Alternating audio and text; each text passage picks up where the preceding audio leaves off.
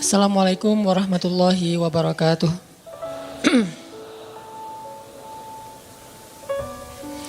Alhamdulillahirabbil alamin. Alhamdulillahilladzi hadana li hadza wa ma kunna linahtadiya laula an hadanallah. Asyhadu an la ilaha illallah wahdahu la syarikalah wa asyhadu anna Muhammadan abduhu wa rasuluhu la nabiyya ba'dah. Allahumma shalli wa sallim wa barik ala sayyidina Muhammadin wa ala alihi wa sahbihi ajmain. Teman-teman yang dirahmati Allah Subhanahu wa taala, pertama-tama kita tidak henti-hentinya untuk bertahmid, bersyukur kepada Allah atas nikmat yang Allah berikan buat kita selama ini, yang sebagian besarnya kita nggak sadar kalau kita mendapatkan nikmat itu.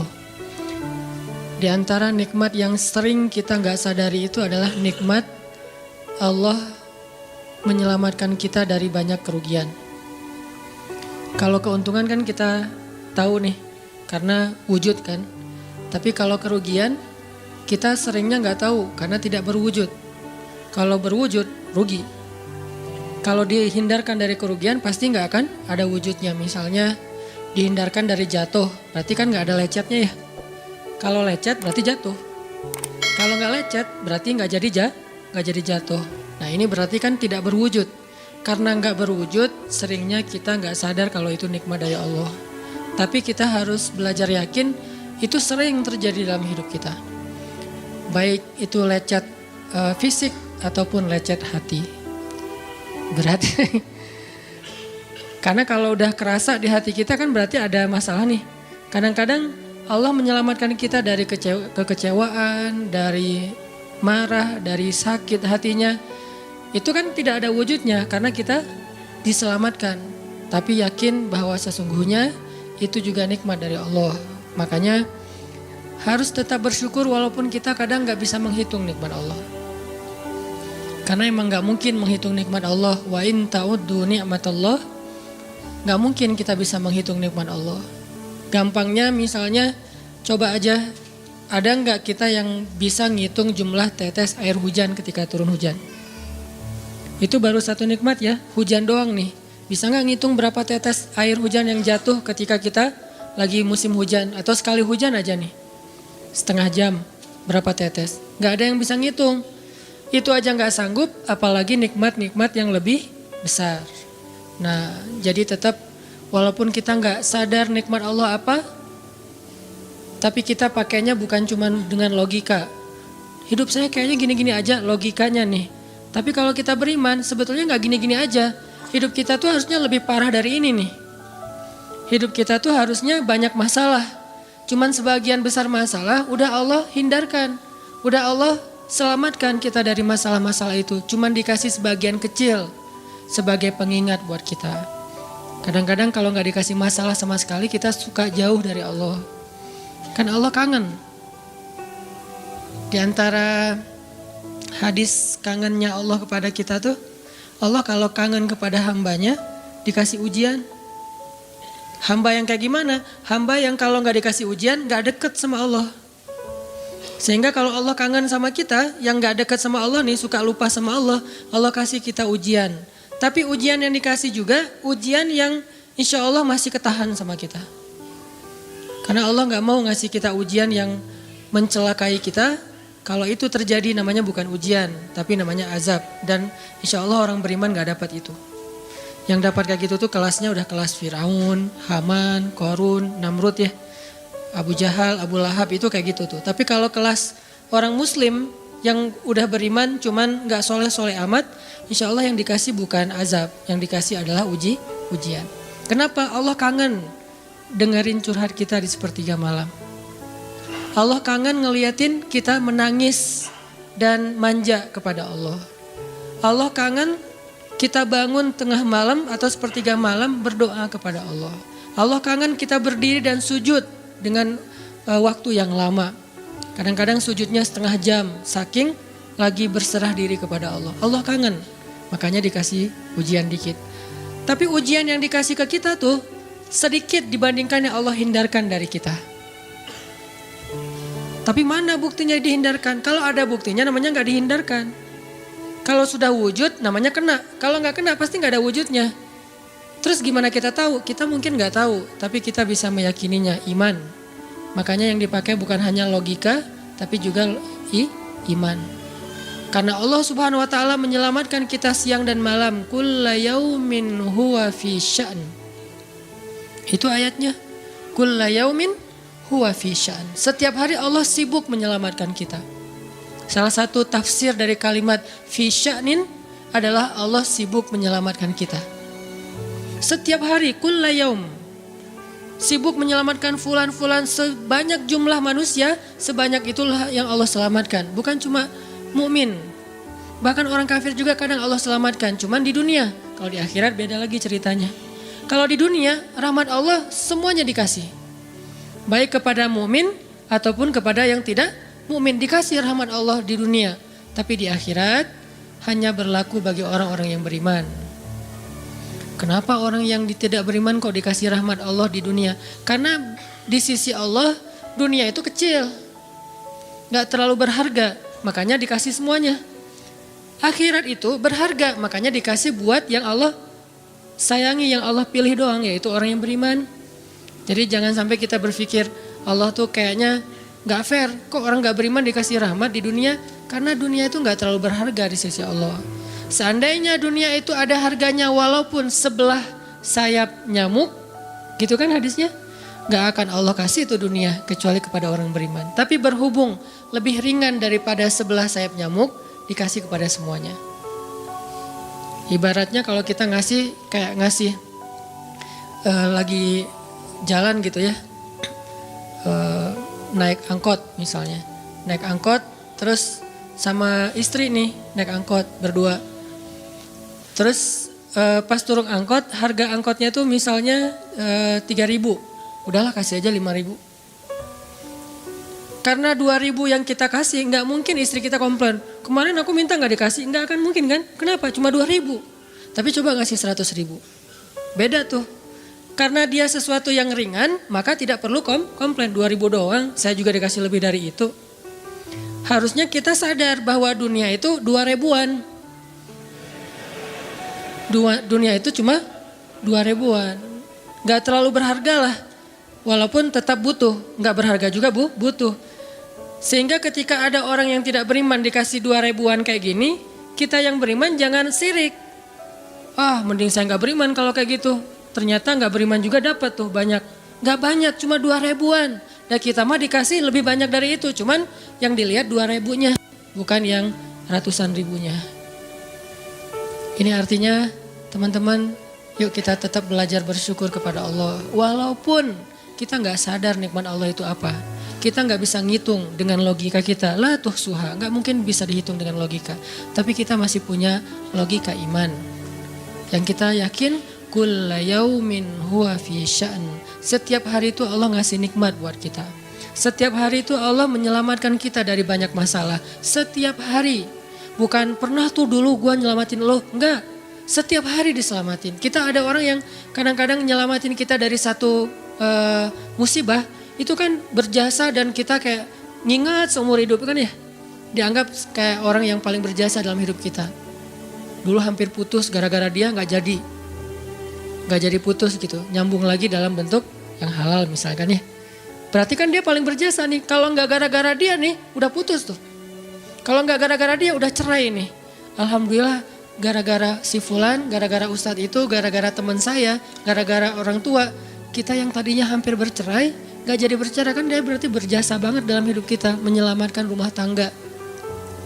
Allah menyelamatkan kita dari yang kayak gitu-gituan tuh kulla yaum, setiap hari. Kalau yang belum menikah, setiap hari Allah menyelamatkan kita dari zina. Apalagi kita hidup di zaman fitnah. Apalagi kita hidup di kota besar kayak di Bandung. Yang fitnahnya mungkin lebih besar daripada di desa. Dengan mudah kita bisa terjerumus ke dalam dunia-dunia yang kayak gituan. Mudah banget. Tapi setiap hari diselamatin. Besok diselamatin lagi. Lusa diselamatin. Walaupun seringkali Allah pengen nyelamatin kita. Kitanya aja yang kekeh gak mau diselamatin. Udah jatuh. Allah selamatkan dari apa? Dari makin terpuruk. Kadang-kadang kan jatuh ketiban tangga nih. Jatuh doang gak ketiban tangga. Allah selamatkan. Kalau nggak diselamatkan 100%, minimal diselamatkan sebagiannya. Supaya kita nggak benar-benar hancur. Itu sering. Yang pernah merasakan masa-masa kelam di masa lalunya, harusnya kan ketika kita dulu kayak gitu, kita mungkin udah mati kali ya. Yang sering tawuran misalnya, yang sering tarung di jalan, alasannya alasan sepele gitu. Kayak kemarin saya pas ke Jakarta ada acara di daerah Bintaro tuh, lagi jalan, ada tawuran pelajar. Pada bawa golok, bawa samurai, bawa celurit, segala macam. Kita agak-agak kaget karena kita platnya plat D gitu kan. Agak bahaya nih di Jakarta soalnya. Langsung kita gimana nih plat D, masa mau ditutup pakai tangan, gak mungkin kan ya, mobil. Akhirnya la haula aja. Coba bayangin, mungkin sebagian kita pernah ngalamin masa kayak gitu dan mungkin lebih parah. Yang kayak gitu-gitu mah udah jadi kayak sarapan lah, kalau nggak makan siang, kayak gitu-gitu udah sering. Kenapa masih bisa selamat dan sekarang bisa duduk di masjid? Kalau bukan karena Allah menyelamatkan kita. Jadi kalau ada yang cerita ke saya tuh tentang pengalaman masa lalunya yang luar biasa kelam, saya tuh selalu bukan takjub ke dianya, takjub ke Allahnya. Bukan takjub karena dia bisa berhijrah, takjub karena Allah masih menyelamatkan dia dan menghijrahkan dia. Sehingga ketika dengar cerita kayak gitu, yang kita ucapkan adalah Masya Allah, Alhamdulillah. Bukan, wah hebat lo ya. Dulu pernah bunuh orang, pernah ini, pernah semua dosa pernah gue lakuin dah. Itu gak perlu bangga. Karena kalau dia gak diselamatin Allah, dulu udah celaka dengan dosa-dosa itu. Tapi karena Allah selamatkan, akhirnya dia diberi kesempatan. Bikin dosa dibiarin sama Allah. Bikin dosa dibiarin, bukan dibiarin berbuat dosa, dibiarin supaya dia kembali kepada Allah. Dikasih kesempatan. Dan itu gak sehari, bertahun-tahun kan kita kayak gitu. Masih aja Allah biarin. Masih Allah kasih kesempatan. Ini artinya teman-teman, benar kulla yaumin huwa fi sya'an. Setiap hari itu Allah selalu jagain kita. Setiap hari itu Allah selalu nyelamatin kita dari banyak masalah. Kalau yang udah nikah, mungkin di hari-hari pertama atau tahun-tahun pertama nih pengalaman pernikahan ya. Ya gak apa-apa deh. Sedikit lah ya, saya emang gak terlalu berpengalaman. Ada yang lebih berpengalaman dari saya lah ya. Ada sedikit pengalaman. Biasanya orang yang baru nikah ujiannya itu 3 tahun pertama.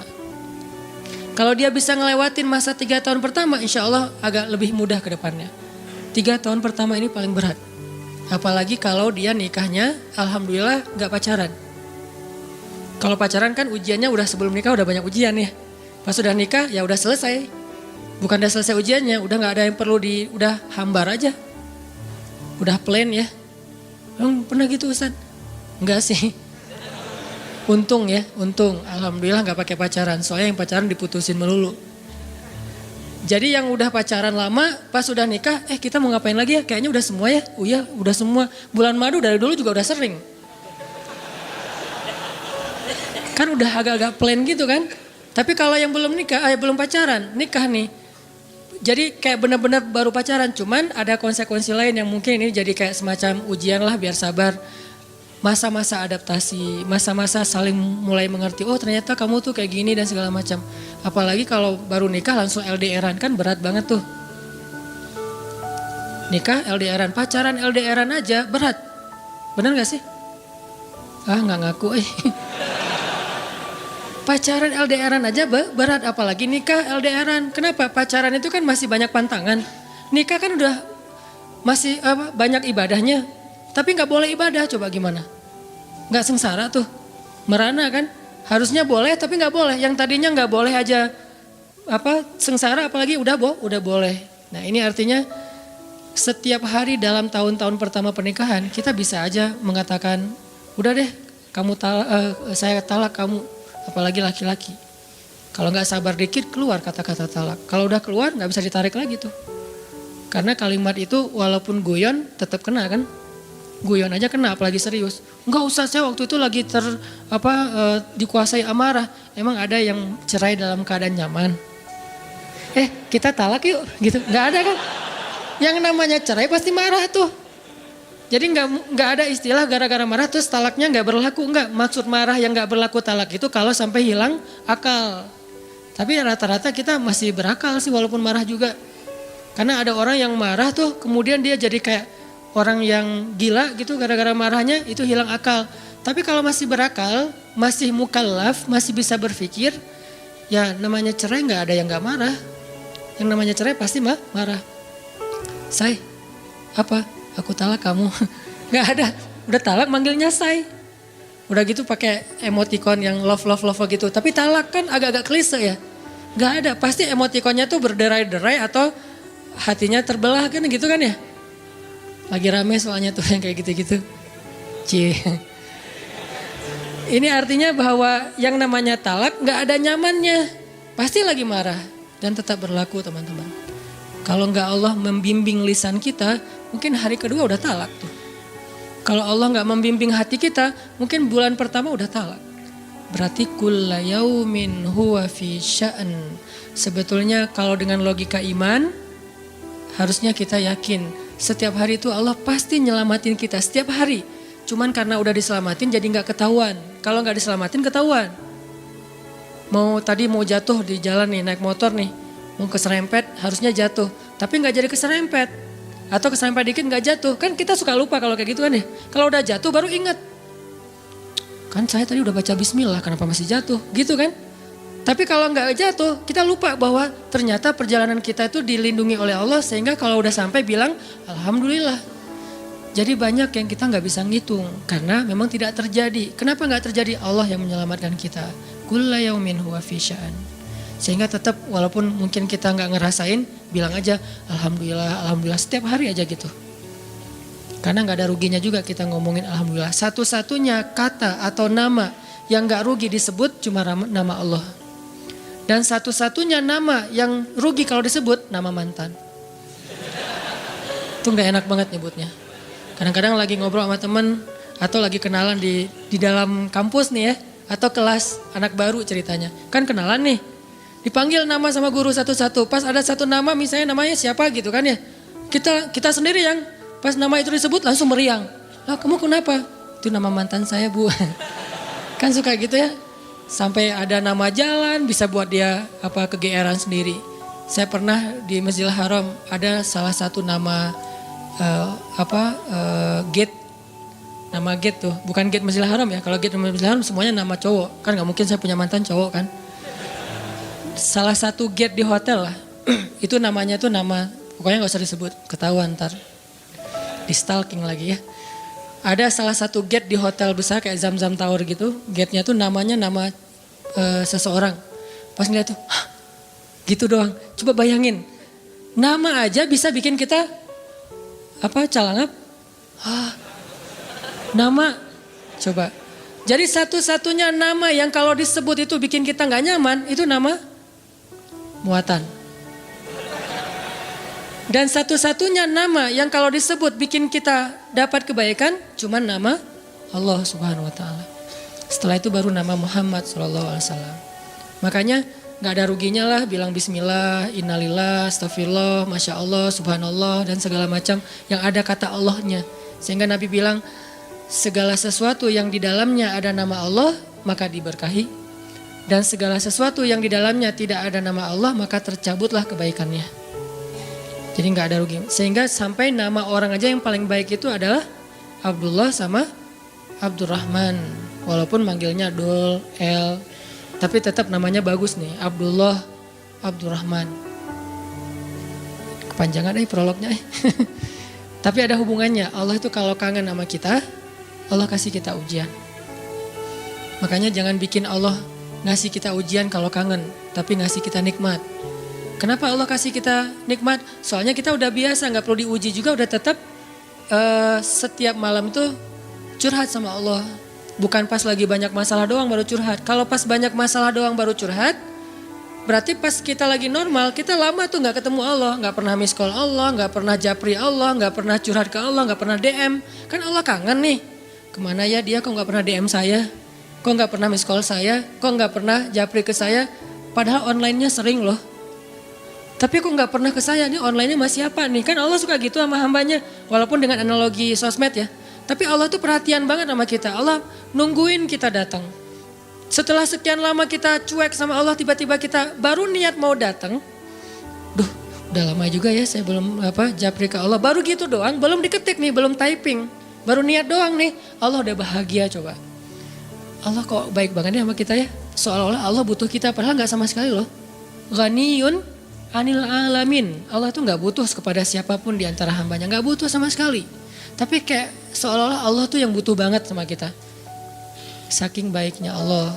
Allah itu raufun, rahimun, karimun, jawadun, apalagi latifun. Nah latifun Allah tuh sangat pengen dekat sama hambanya, itu Allah.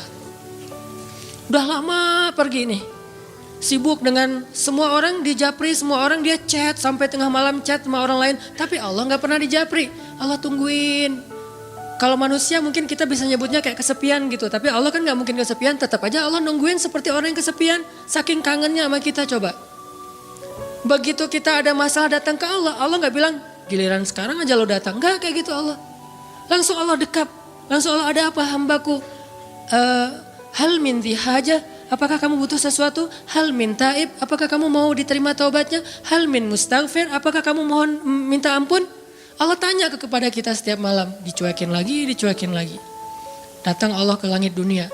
Harusnya kan Allah suruh aja malaikat ya, malaikat kasih tahu ke dia supaya berdoa. Enggak, Allah yang langsung turun. Ibaratnya Allah yang ngejapri kita, enggak dirit juga. Setiap malam japri, setiap malam enggak dirit. Padahal online-nya, lasinnya tuh per setiap jam bahkan setiap menit dia online terus. Tapi yang Allahnya enggak dirit, ketimpa lagi tuh. Marahkah Allah? Enggak. Kalau Allah marah, pasti kita udah celaka dari dulu juga. Karena kalau Allah udah marah, maka perhatikanlah kaum-kaum sebelum kalian, kata Allah. Perhatikanlah kaum-kaum sebelum kalian, Ad, Samud, atau tokoh-tokoh sebelum kalian, Firaun, Haman, Namrud, dan seterusnya. Perhatikan kalau Allah udah marah nih. Berarti Allah belum marah sama kita. Tapi jangan sampai batasan waktu yang Allah buat itu kita lewatin, itu bahaya. Karena kalau Allah sudah menentukan waktunya, gak bisa ditolak lagi sama kita. Jadi Allah kangen kepada makhluknya. Jadi sifat kangen itu salah satu di antara sifat Allah. Allah rindu kepada hambanya.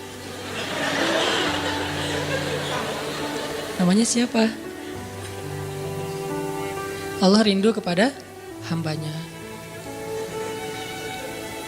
Sehingga kalau Allah aja kangen sama kita kangen gak sih sama Allah? Ini nih pertanyaannya nih.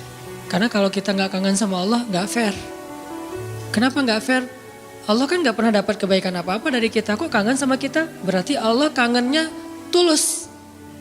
Kalau kangen kita kan ikhlas ya. Ikhlas dengan tulus agak beda dikit nih. Kalau tulus gak berharap apa-apa. Kalau ikhlas berharap. Kalau ikhlas itu berharap. Cie. Sampai anak kecil juga ya, subhanallah ya.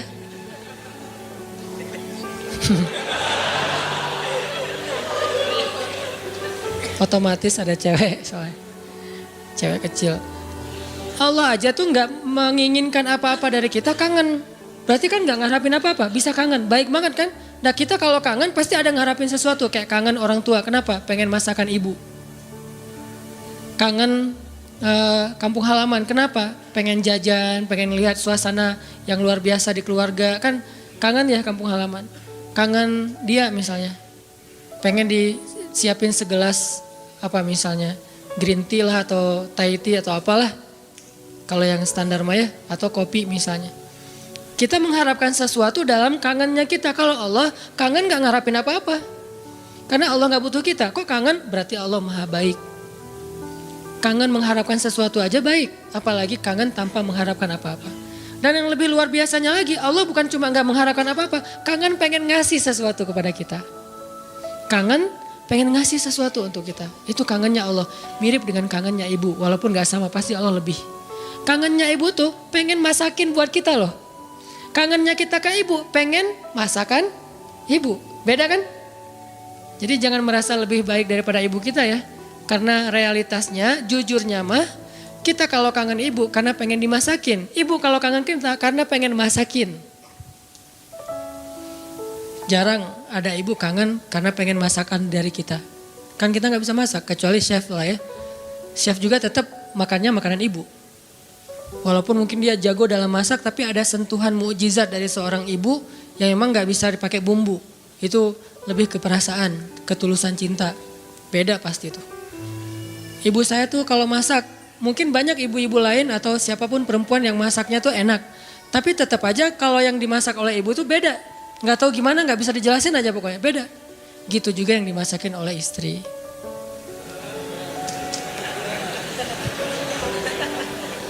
Gak pernah ngerasain, gak apa-apa. Sabar ya. Ibu aja dulu lah, puas-puasin ya. Karena ibu tetap aja seseorang yang luar biasa. Allah tuh kayak gitu, analogi cinta Allah kepada kita. Walaupun gak sama persis, tapi minimal ada analoginya. Kayak ibu kepada anak. Allah tuh kangen sama kita bukan karena pengen sesuatu dari kita. Tapi karena pengen ngasih sesuatu untuk kita. Kok bisa gitu? Ibu aja bisa, apalagi Allah. Padahal ibu kan manusia yang punya banyak kekurangan. Kadang dia capek, kadang dia juga lelah, kadang dia butuh harta dan segala macam. Namanya ibu kadang-kadang butuh, kayak saya lagi di Mesir tuh nelpon ibu saya, "Mak, butuh apa? Ini di rumah kalau bulan Ramadan kan bentar lagi bulan puasa, orang Aceh nyebutnya bulan puasa. Bentar lagi kan bulan puasa, di rumah nggak ada es, masa harus beli terus ke tetangga, nggak enak. Menjelang berbuka pas lagi ngabuburit datang ke rumah tetangga, bisa nggak beli kulkas? Boleh mak, boleh gitu. Gak pernah saya ngerasa, mak gak kangen sama saya, kangennya kulkas. Enggak kan? Walaupun ibu kita manusia, tetap aja kangennya lebih tulus daripada kangen kita. Kenapa ibu pengen beli kulkas? Bukan buat dirinya, buat adik-adik. Karena adik-adik itu kalau buka puasa pasti wajib mereka mah minumnya yang dingin misalnya. Nah ibu gak suka minum dingin. Ibu sama ayah gak suka minum dingin. Ayah saya pasti buka puasanya kalau gak rokok ya kopi. Sebelum buka puasa tuh 1 bungkus tuh udah di depan, rokok sama kopi. Udah itu aja tuh, gak ada ribet-ribetnya. Mungkin gak bisa ninggalin ya, karena dari udah sekian lama. Katanya sih rokok sebelum sekolah dulu teh. Jadi belum sekolah ngerokok dulu baru sekolah. Orang dulu lah ya. Sampai saya dulu pernah waktu kecil tuh diajarin ngerokok sama ayah saya. Untungnya saya sesak nafas, akhirnya gak bisa nerusin. Warisan dari ayah saya. Kan dulu mah suka nonton Dunia Dalam Berita gitu kan, masih TV hitam putih dunia. Ketahuan usianya Dunia Dalam Berita, pasti banyak yang gak tahu Dunia Dalam Berita itu apa. Anak zaman now lah. Dulu tuh ayah saya ngerokok sambil nonton Dunia Dalam Berita. Terus tahun sekali G30 SPKI kan, nonton. Saya di sebelahnya. Ya, coba dong. Wes. Jadi kita kompak tuh berdua tuh. Wes. 1 batang berdua, sisanya 1 bungkus sendiri dia. Jadi bukan karena pengen minum air dingin ayah dan ibu saya beli kulkas, justru buat adik-adik. Berarti tetap aja tulus. Terus, "Mak butuh apa?" Nih adik-adik belum sekolah, "Mak butuh apa?" Gak pernah minta untuk dirinya sendiri. "Mama nih mau lebaran gak ada baju baru." Gak pernah, pasti untuk adik-adik. Kenapa gak untuk saya? Mungkin dianggap saya udah mampu sendiri, udah mandiri, jadi udah gak perlu dikasih-kasih. Artinya dalam cerita ibu, kita bisa melihat kebesaran Allah. Kalau ibu aja yang penuh dengan kekurangan bisa setulus itu, apalagi Allah.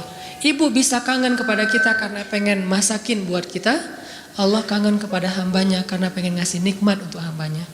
Allah kangen kepada pendosa karena pengen ngampunin dosa-dosa dia. Kenapa gak diampunin aja? Karena dia gak datang. Kenapa gak dimasakin aja? Ngapain dimasakin, orangnya gak ada. Kan gitu kan? Katanya ibu kangen, tapi kok gak masak masakan kesukaan aku? Lah kamu masak di Bandung, ibunya di Jawa. Ya gimana yang masakin, siapa yang makan basi? Nah ibu gak makan spesial itu, sehari-hari paling makan nasi putih, garam sama telur ceplok. Kalau enggak juga cuma cabai. Saya waktu kecil makanan favorit saya tuh nasi putih, garam, cabai. Itu aja dimakan, enak banget tuh. Sesekali makan telur, didadar, diceplok, itu juga tunggu dari kandang ayam. Karena kita nggak beli telur, tapi ibu tuh nernak ayam di belakang. Setiap pagi saya periksa, pinggir loh, ngeliat telur loh gitu. Si ayam-ayamnya dipinggirin. Oh nggak ada, kurang produktif. Hari berikutnya dicek, 3 hari sekali ada telurnya. Kan telur kalau baru dari kandang tuh kan hangat banget tuh. Saya ngerasain ternyata beda ya rasa telur dulu sama sekarang. Memang beda, dulu tuh gak pakai pecin juga udah enak. Kenapa sekarang jadi generasi micin? Karena telurnya udah gak berkualitas. Pembahasannya gak penting. Jadi masakan makanan ibu mah cuma gitu. Terus kenapa ibu? Misalnya di Aceh itu ada namanya masakan kari lah ya, kari kambing, kari ayam. Kenapa emak kalau katanya kangen sama aku kok nggak masakin kari ayam? Lah kan kamu di Mesir, ngapain dimasakin? Yang makan siapa? Gitu juga Allah. Katanya Allah pengen ngampunin dosa aku, kok nggak diampunin? Lah kamu nggak pernah taubat, nggak pernah datang, nggak pernah sujud, nggak pernah minta ampun. Gimana mau diampunin? Kayak dikasih ampunan nggak ada yang ngambil gitu. Bukan Allah nggak mau ngampunin kita nggak mau ngambil, kita nggak mau makan, kita nggak mau datang gitu. Padahal Allah sediain. Begitu kita mendekat sedikit aja langsung Allah masakin tuh ampunan. Langsung menunya yang paling enak. Kalau analogi ibu tadi masak, langsung disediain untuk kita. Disediakan dengan sangat istimewa buat kita ampunan Allah. Apa istimewanya? Lengkap. Lengkap gimana? Dosanya, semua dosa diampuni. Semua dosa tuh ada tuh. Dosa A, B, C, ampuni semuanya. Taubat diterima dengan seolah-olah kita tuh udah orang paling suci. Kan orang yang paling suci itu orang yang baru bertaubat kan? Orang yang paling suci itu orang yang bukan banyak amal soleh.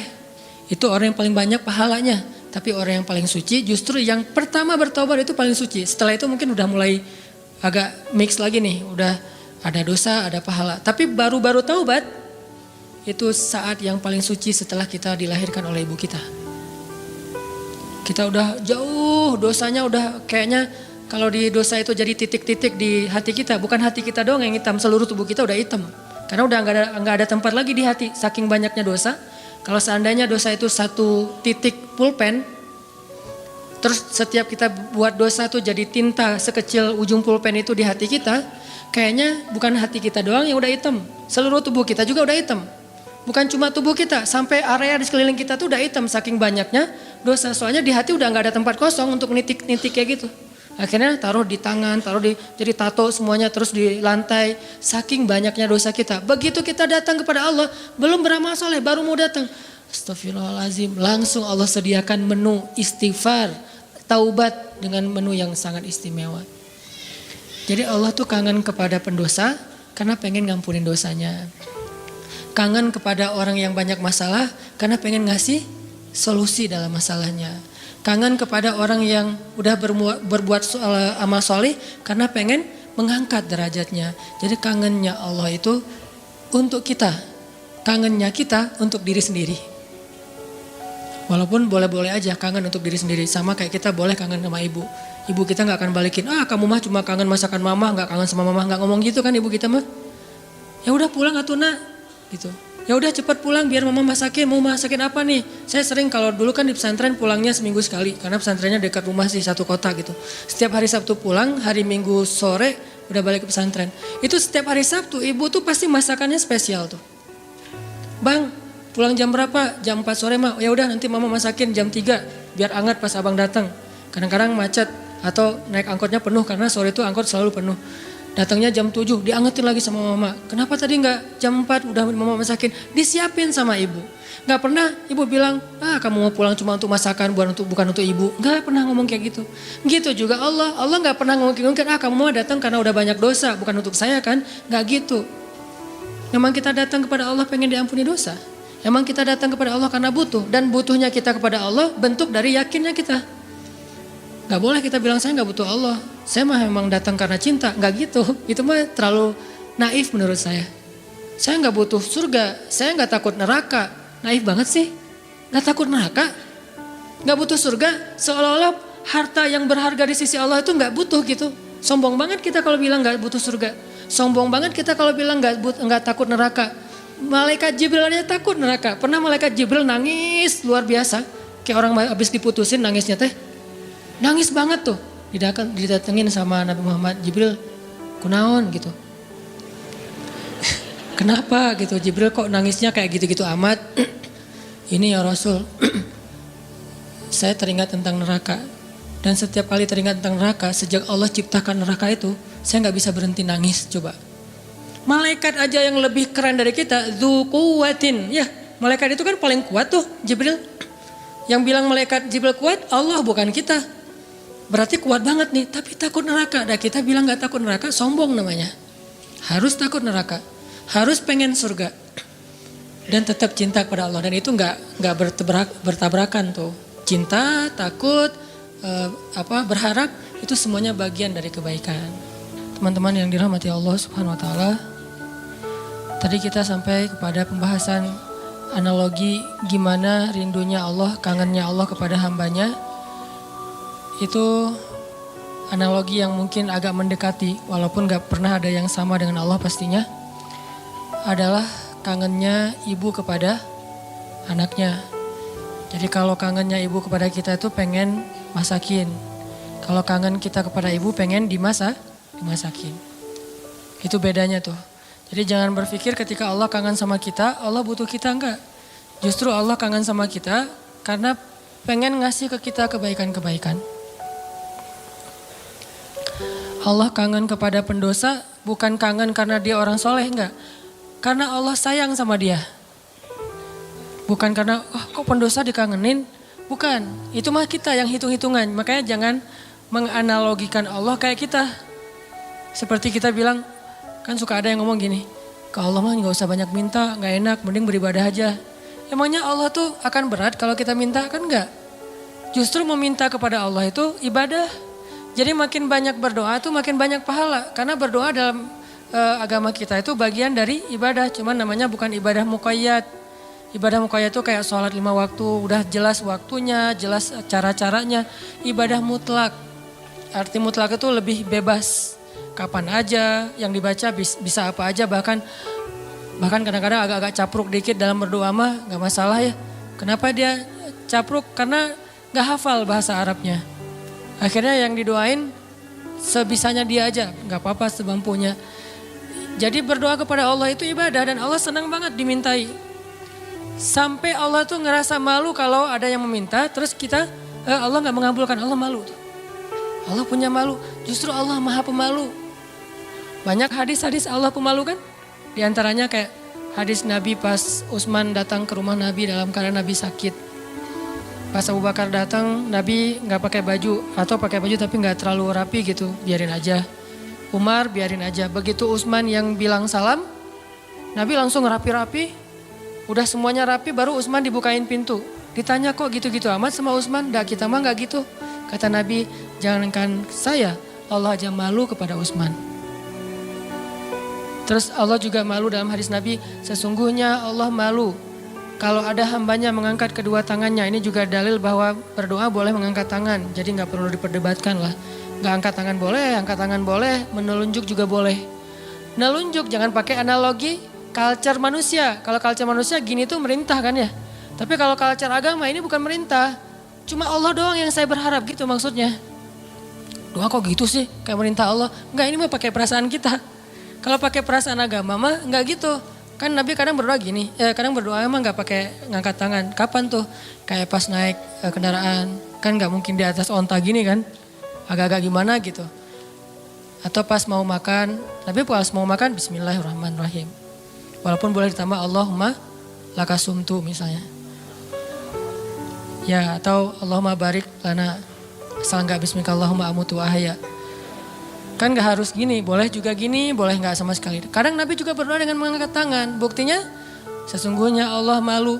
Kalau ada hambanya mengangkat kedua tangannya lalu Allah tidak mengabulkan permintaannya, kan Allah malu nih. Bisa juga Nabi ngangkat tangannya gak gini, tapi gini. Kapan? Pas perang Badar. Kalau kita pas besok mau ngelamar. Jadi perang Badarnya kita nih, jomblo nih. Lamaran, itulah perang Badarnya kita. Apalagi menghadapi calon mertua yang berkumis tebal teh kan. Itu berarti menghadapi musuh yang lebih kuat daripada kita kan ya. Butuh mukjizat lah itu mah. Sehingga doanya malamnya kayak gini. Pas sudah diterima gini lagi. Itulah kita. Artinya teman-teman jangan ngelihat Allah seperti kita ngelihat makhluk.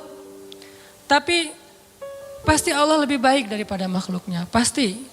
Bahkan gak bisa dibandingin. Kalau ada ayat-ayat kayak analogi itu bukan perbandingan. Lebih kepada analogi supaya kita bisa berpikir. Dan memang Islam itu mengajarkan kita dan melatih kita berpikir. Afala ta'qilun, afala la'allakum tadhakkarun, tatafakkarun. Berpikirlah. Am hasibatum, falyanzuru. Semuanya tentang berpikir. Jadi kalau ada istilah, udahlah gak usah dipikir-pikirin, udah taat aja. Taat tapi berpikir. Jangan taat gak berpikir. Karena agama ini agama milik orang-orang yang cerdas, dibawa oleh orang yang paling cerdas di muka bumi. Dan kecerdasan itu di sini. Tapi kecerdasan doang gak cukup, harus dipadukan dengan keimanan. Baru namanya Rabbaniyah. Nabi itu cerdas banget loh. Saking cerdasnya Nabi, turun ayat 1 juz kehafal sama Nabi. Jibril datang, Muhammad dengarkan, didengarin sama Nabi. Al-An'am kan, 1 juz lebih sedikit, 11 lembar kan, 1 juz 10 lembar. Nabi dengerin, Jibril baca, udah selesai Jibril baca, Jibril naik ke langit, Nabi udah hafal. Nabi kasih tahu ke sahabat, udah turun ayat kepada saya yang lebih baik, yang lebih saya cintai daripada langit dan bumi, yaitu yang dibuka dengan Alhamdulillah. Sahabat Ibnu Mas'ud bilang, saya udah hafal ya Rasulullah. Ini lagi sifat tawadunya Rasul. Rasul gak bilang, emang lo doang, gue juga gitu. Enggak, saking tawadunya Rasul. Rasul malah kayak, seolah-olah beliau gak bisa gitu, saking menghargainya. Ini namanya ra'fah. Kalau kita kan suka ngeremehin orang, kalau Nabi gak ngeremehin orang walaupun beliau pasti di atas rata-rata. Oh gitu Abdullah, coba-coba gitu. Kayak beliau tuh gak bisa kayak gitu. Abdullah pede kan? Wah bisa. Tapi Abdullah tahu lah Nabi pasti hafal karena Nabi gak bisa baca. Kalau Abdullah mengulang hafalan itu dari Nabi mendengar, gimana kalau Nabi gak hafal? Kan Nabi membacakan dulu di antara para sahabat. Gak ada satu huruf pun yang salah yang dibacakan Nabi. Padahal cuma sekali dengar nih. Berarti Nabi itu orang cerdas. Hafalannya kuat. Dan lagi-lagi jangan ngelihat kecerdasan hanya dengan bisa baca tulis. Karena kalau kita pengen baca sejarah, bacalah dengan analogi, dengan persepsi sejarah. Jangan baca sejarah dengan persepsi kekinian, itu keliru. Saya nggak bilang salah ya, keliru. Karena salah dan keliru itu beda. Kalau salah dalam bahasa fikih namanya batil. Benar, hak. Kalau keliru, khata, benar, sawab. Itu keliru kalau kita membaca sejarah tapi pakai persepsi kekinian. Contoh, katanya pintar tapi kok nggak bisa baca tulis. Karena di zaman sekarang pintar itu dilihat dari kemampuan membaca dan menulis. Di zaman dulu, culture-nya belajar itu nggak lewat baca tulis. Di zaman Nabi dulu belajarnya lewat menghafal. Jadi orang yang pintar di zaman itu adalah yang bagus hafalannya. Orang yang pintar di zaman sekarang adalah yang paling pintar nulis dan membacanya. Bahkan zaman now mah udah nggak baca tulis. Udah lebih ke aplikasi. Udah lebih ke otak atik. Bahkan kadang-kadang nggak aplikasi, googling aja. Saking simpelnya. Jadi orang yang mungkin sekarang dianggap agak kekinian, nggak pintar lagi istilahnya kekinian. Kalau dia dengar ceramah udah pakai misalnya streaming, atau kalau dia lihat langsung dia pakai recording. Kalau dulu nggak pakai recording aplikasi, recordingnya di sini. Sehingga culture model belajar di zaman Nabi dengan zaman sekarang berbeda. Sehingga kita nggak boleh menjudge sejarah dengan persepsi kekinian, itu nggak boleh. Sama kayak kita menjudge Nabi menikah dengan anak di bawah umur dengan persepsi kekinian. Memang 12 tahun itu atau 11 tahun di zaman sekarang itu di bawah umur. Tapi di zaman itu coba kita baca sejarahnya lebih lengkap deh. Aisyah sebelum dilamar sama Nabi itu udah khitbahan loh. Udah jadian. Sama siapa? Sama anak seorang laki-laki yang belum beriman. Namanya anak Mut'im bin Adi. Mut'im bin Adi ini salah satu orang kafir tapi pelindung Nabi kayak Abu Talib. Setelah Abu Talib wafat yang gantiin Abu Talib itu Mut'im namanya. Mut'im bin Adi. Aisyah itu udah ditunangkan sama anaknya Mut'im. Nabi nggak tahu. Nabi dapat mimpi kan, yang dapat kain sutra dari surga gitu. Nabi datang kepada Abu Bakar bilang, ya Abu Bakar, saya bermimpi melamar Aisyah anakmu. Bagaimana pendapatmu? Abu Bakar diam-diam pergi ke Mut'im. Karena Abu Bakar sendiri kalau dilamar Nabi siapa yang bisa nolak kan ya? Nabi yang ngelamar kan. Jangankan untuk Nabi, untuk siapa dulu teh? Julaibib aja diterima kan ya? Apalagi sekarang untuk Nabi nih. Akhirnya diam-diam Abu Bakar datang ke Mut'im. Angkat dong teleponnya. Karena gak diangkat-angkat dari tadi teh. Pas diangkat, udah apa Abu Bakar? Ini ada masalah nih, yuk kita ketemuan. Ya udah di kafe mana? Tuh dekat SM aja gitu. Ketemuan kata Abu Bakar, Mut'im nih gimana nih, saya galau berat. Saya gak enak sama kamu. Emang ada masalah apa? Kan kita udah lama berteman, biasa aja lah gitu. Kata Abu Bakar, Muhammad kamu tahu kan? Oh ya siapa yang gak tahu? Muhammad kan ya orang yang paling mulia di Mekah. Dia ngelamar Aisyah. Mut'im senyum. Bukan kaget, bukan dasar tuh orang. Enggak, senyum. Jadi yang bete Muhammad menikah dengan Aisyah itu justru harusnya kan Mut'im kan? Bapak calon mertuanya anak Aisyah gitu. Kenapa kita yang bete nih? Orang kita gak ada hubungan apa-apa dengan Aisyah. Akhirnya Mut'im senyum. Terus Mut'im bilang, kata Abu Bakar, terus gimana menurut kamu ya Mut'im? Kata Mut'im, ya Aba Bakr, kalau gitu kita batalkan pertunangan anak kita. Sesungguhnya Muhammad lebih layak untuk Aisyah daripada anak saya. Jadi secara culture, Aisyah itu emang udah waktunya menikah di waktu itu. Tapi kalau kita ngelihatnya dari angle kekinian, itu di bawah umur. Makanya jangan menjudge sejarah dari angle kekinian. Itu nggak fair. Banyak lagi adegan-adegan sejarah. Ini yang kita belajar di Al-Azhar tuh kayak gini nih. Belajar berpikir, belajar berfilosofi. Kalau orang bilang filsafat itu nggak butuh, nggak, tergantung filsafatnya. Karena ada filsafat Islamiyah, ada filsafat Gharbiyah. Kalau Gharbiyah itu western lah, filsafat sekuler. Tapi kalau Islam juga berfilsafat. Ternyata gitu ya, baca tafsir juga butuh filsafat. Saya kalau baca Al-Quran yang ada tafsirnya atau nggak pakai tafsir, misalnya baca Quran beberapa ayat yang udah ngerti gitu ya. Subhanallah, ketika kita berpikir tentang Al-Quran, kebayang hal yang luar biasa tentang kebesaran Allah. Itu luar biasa loh. Kayak saya pernah bilang ayat Allah tuh zatnya, kalau kita ke teman bilangnya orangnya gitu ya. Allah itu zatnya, nggak enakan. Apa bukti Allah nggak enakan? Tuh buktinya tuh ayat sebelum tentang pengubahan kiblat, Allah mengatakan raufun, dirinya tuh rauf, artinya rauf itu nggak enakan. Apa wujud nggak enakan Allah? Salah satunya ayat tentang puasa. Itu Allah nggak enakan banget tuh. Mau nyuruh kita puasa aja, perintahnya satu, tapi bahasa-bahasa untuk seolah-olah memotivasi kita, itu satu lembar loh. Ya ayyuhalladzina amanu, kutiba alaikumusiyam. Makanya bacanya jangan ya ayyuhalladzina amanu, beda itu. Beda intonasi, beda pesan. Tapi kalau kita baca ya ayyuhalladzina amanu, kan kata Nabi, bacalah Al-Quran dengan suara sedih kan? Bukan dengan suara teriak. Kadang kita ya ayyuhalladzina amanu, tergantung khotibnya kan ya. Padahal kadang ayat itu turunnya nggak gini, tapi santai turunnya. Ya ayyuhalladzina amanu, kutiba alaikumusiyam. Wahai orang yang beriman, diwajibkan bagi kalian berpuasa. Tapi coba perhatikan kalimat berikutnya. Kayak Allah gak enakan banget. Kama kutiba alal ladzina min qablikum. Seperti telah diwajibkan kepada orang sebelum kalian. Seolah-olah Allah ngomong gini. Puasa ya, tapi gak usah khawatir, bukan kalian doang yang disuruh, yang lain juga disuruh gitu. Kayak kita bilang ke teman kita nih, lagi ada event, kita jadi panitia gitu. Terus kita sebagai ketua panitia bilang ke teman-teman kita tim, tolong angkatin meja ya. Soalnya yang lain di depan lagi beres-beresin sendal atau apalah. Tolong angkatin layar ya, tolong gulung layar ya, soalnya yang lain lagi beresin meja di dalam. Artinya bukan kamu doang yang disuruh, yang lain juga kerja gitu kan. Saking ra'fah, gak enaknya Allah sama kita coba. Nah kita mah enak-enak aja sama Allah. Nuduh Allah macam-macam, Allah gak adil, Allah maunya apa, Allah gak rela saya jadi orang benar. Allah aja ke kita yang Allah maha sempurna, gak enakan coba. Wahai orang yang beriman, berpuasalah atau diwajibkan bagi kalian berpuasa. Tapi bukan kalian doang. Orang sebelum kalian juga diwajibin. Kama kutiba alal ladzina min qablikum. Ini untuk kalian bukan untuk saya. La'allakum tattaqun, supaya kalian bisa jaga diri. Kan takwa itu menjaga, wiqayah. Bisa jaga diri, maksud jaga diri apa Ustaz? Kan kata Nabi juga bagi para jomblo, kata Nabi kan ya. Kalau kalian udah sanggup menikah, menikahlah. Kalau nggak sanggup atau nggak ada yang mau, nggak ada yang mau sih, nggak ada hadisnya sih, nggak sanggup maksudnya. Nabi kan ngomongnya elegan ya, saya aja yang nerjemahinnya kurang elegan. Maksud nggak sanggup di sini itu bukan cuma nggak punya materi, nggak ada yang mau juga. Kan nggak mungkin Nabi bilang nggak mau ya, nggak ada yang mau ya, nggak mungkin kan? Kalau kalian nggak sanggup dalam kurung, versi saya nih, nggak punya uang atau nggak punya calon atau ada calon banyak tapi nggak ada yang mau, misalnya tutup kurung, gitu kan?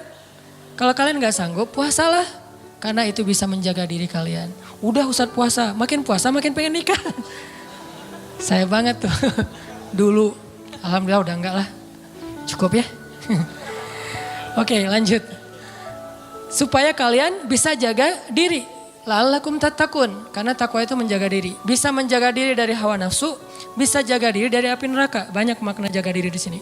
Udah selesai belum?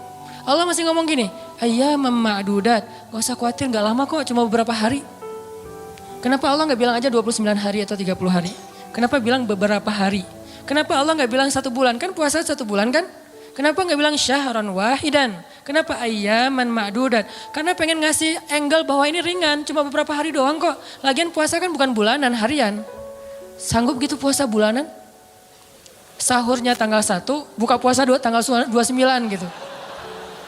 Gak sanggup, makanya Allah bilang ayam, beberapa hari. Ini yang saya belajar di Al-Azhar. Jadi saya merasa bersyukur, bukan ngelebih-lebihin ya. Pasti kampus-kampus yang lain juga keren-keren. Cuma karena saya gak ngerasain, saya taunya Al-Azhar. Di Al-Azhar itu kita belajar detail banget. Kenapa saya bilang ada S2, S3 cuma satu huruf Al-Quran jadi dapat tesis, disertasi. Karena yang dipelajari itu detail. Ngapain gitu-gitu amat sih, udah tahan aja. Enggak, kalau yang mutaat aja gak usah berpikir. Tapi berpikir supaya kita bisa menjadikan agama ini sebagai rahmat, sebagai solusi buat kehidupan kita. Ini bedanya belajar Al-Azhar dengan di beberapa tempat ya. Kalau di beberapa tempat belajar fikih itu lebih kepada produknya. Produk fikih, halal, haram, boleh nggak boleh, itu kan produk fikih kan. Kalau di Al-Azhar bukan belajar produk, belajar cara memproduksi. Mesinnya dipelajari. Sehingga ketika ada masalah baru, mesin ini tinggal diulik dikit, produksi yang baru. Kayak tadi misalnya bikin apa gitu, ternyata udah berubah zamannya, udah seleranya udah nggak kayak gitu lagi, akhirnya digantilah, bikin lagi yang baru. Tetap mesinnya sama, cuman dia bisa beradaptasi dengan kebutuhan pasar. Itu bedanya di Al-Azhar. Kita belajar mesin fikih. Bagaimana memproduksi fatwa kalau di bidang fikih. Kalau di tafsir, bagaimana mengambil ayat terus jadi kesimpulan berfikir. Jadi berfikir dengan Al-Quran, bukan berfikir dengan menurut saya, enggak. Pola fikir kita tuh dibangun di Al-Azhar. Sehingga pas kita dengerin dosen ngomong, bener-bener tuh calangapan bener tuh. Karena ilmu dosen-dosen di sana tuh luar biasa. Kalau ngomong tuh kayak seolah-olah dia udah kuasai seluruh Al-Quran. Jadi Al-Quran itu diambil tuh sepotong-sepotong dikumpulin jadilah satu menu makanan. Tuh gitu di Al-Azhar teh. Intinya yang saya pengen sampaikan kepada teman-teman, jangan ngelihat Allah kayak ngelihat makhluk. Karena nanti jadi salah paham. Jangan banyak mintalah, gak enak sama Allah. Justru Allah itu gak enak kalau gak diminta. Allah senang banget kalau kita minta. Dan Nabi yang paling banyak meminta ke Allah namanya Ibrahim, sehingga disebut inna Ibrahim la'awwahun halim. Apa arti awwah? Bukan awwah ya. Awwah artinya da'a, suka berdoa. Dan di Al-Quran itu Nabi yang paling banyak kalimat doanya kan Ibrahim kan. Dikit-dikit ya Rabbi, ya Ilahi, ya Allah. Selain Musa, awwahun da'a, suka berdoa. Gitu juga tadi dalam kasus surga neraka. Ada orang bilang, saya emang gak takut sama neraka. Setan aja, iblis takut sama neraka. Kita lebih garang daripada iblis? Enggak. Iblis itu udah paling, kalau dibilang bejat, paling bejat mah iblis. Udah gak ada lagi lebih bejat daripada iblis. Udah gua mah lebih bejat dari iblis, gak ada. Iblis itu paling bejat tuh udah. Jadi kalau ada manusia, gimana pun dia bejat masih kalah sama iblis. Yang paling soleh itu adalah Muhammad SAW. Walaupun yang paling suci adalah malaikat. Tapi yang paling soleh, beda suci sama soleh ya. Karena orang soleh bisa aja ada kesalahan. Nih berpikir nih. Orang soleh tetap ada kesalahan. Kalau suci gak ada kesalahan. Dan gak ada manusia yang suci. Yang ada manusia yang soleh. Nabi bukan suci, maksum, terjaga. Kesalahan tetap ada, tapi bukan dosa. Karena Nabi tidak berbuat dosa, karena maksum. Tapi kesalahan, beliau bermasa muka, beliau salah memutuskan tentang perkara tawanan perang dalam perang surat Al-Anfal. Beliau salah misalnya keliru dalam masalah sikap kepada orang-orang yang belajar kepada beliau. Terus didatangin orang-orang kafir Quraisy yang belajar suruh mojok dulu, ditegur sama Allah. Ayat teguran ke Nabi itu banyak loh. Termasuk beliau karena pengen nyenengin istri-istrinya lagi cemburu. Nabi bilang ya udah deh, saya gak akan minum madu lagi. Kan baru pulang nih dari rumah salah satu istrinya, ketemu istri yang Aisyah. Aisyah nanya, dari mana aja sih kok lama banget datangnya? Itu dari rumah Sofia, ngapain sih di sana terus? Kan dia tuh, maksudnya pendek gitu. Udahlah, makan apa sih? Dikasih apa di sana? Emang makanannya enak banget ya? Enggak, cuma minum madu doang. Wah, nggak enak, pasti madunya nggak bener nih, mulutnya nggak enak tuh. Akhirnya Nabi bilang ya udah, mulai sekarang saya nggak akan minum madu lagi demi menyenangkan Aisyah. Turun ayat, wahai Nabi, kenapa kamu mengharamkan apa yang Allah halalkan demi menyenangkan istrimu? At-Tahrim. Yang paling soleh di muka bumi dan di dunia akhirat dan langit bumi nih Nabi Muhammad. Tapi yang paling suci malaikat. Di sini ketahuan, oh ternyata orang soleh juga bisa ngelakuin kesalahan. Kalau Nabi kesalahan, kekeliruan, kalau kita kesalahan. Tapi dia langsung recovery, balik. Gak ada yang suci. Fala tuzakku anfusakum. Jangan kalian menganggap diri kalian suci. Tapi yang paling bejat adalah iblis. Kemudian setan. Setan ini minal jinnati wan nas, ada jin ada manusia. Sehingga kita kalau bilang saya nggak takut neraka agak-agak klise menurut saya. Berarti sia-sia dong Allah ciptain neraka, ternyata manusia nggak takut. Jadi kayak Allah udah banyak fattakun nar. Itu perintah loh.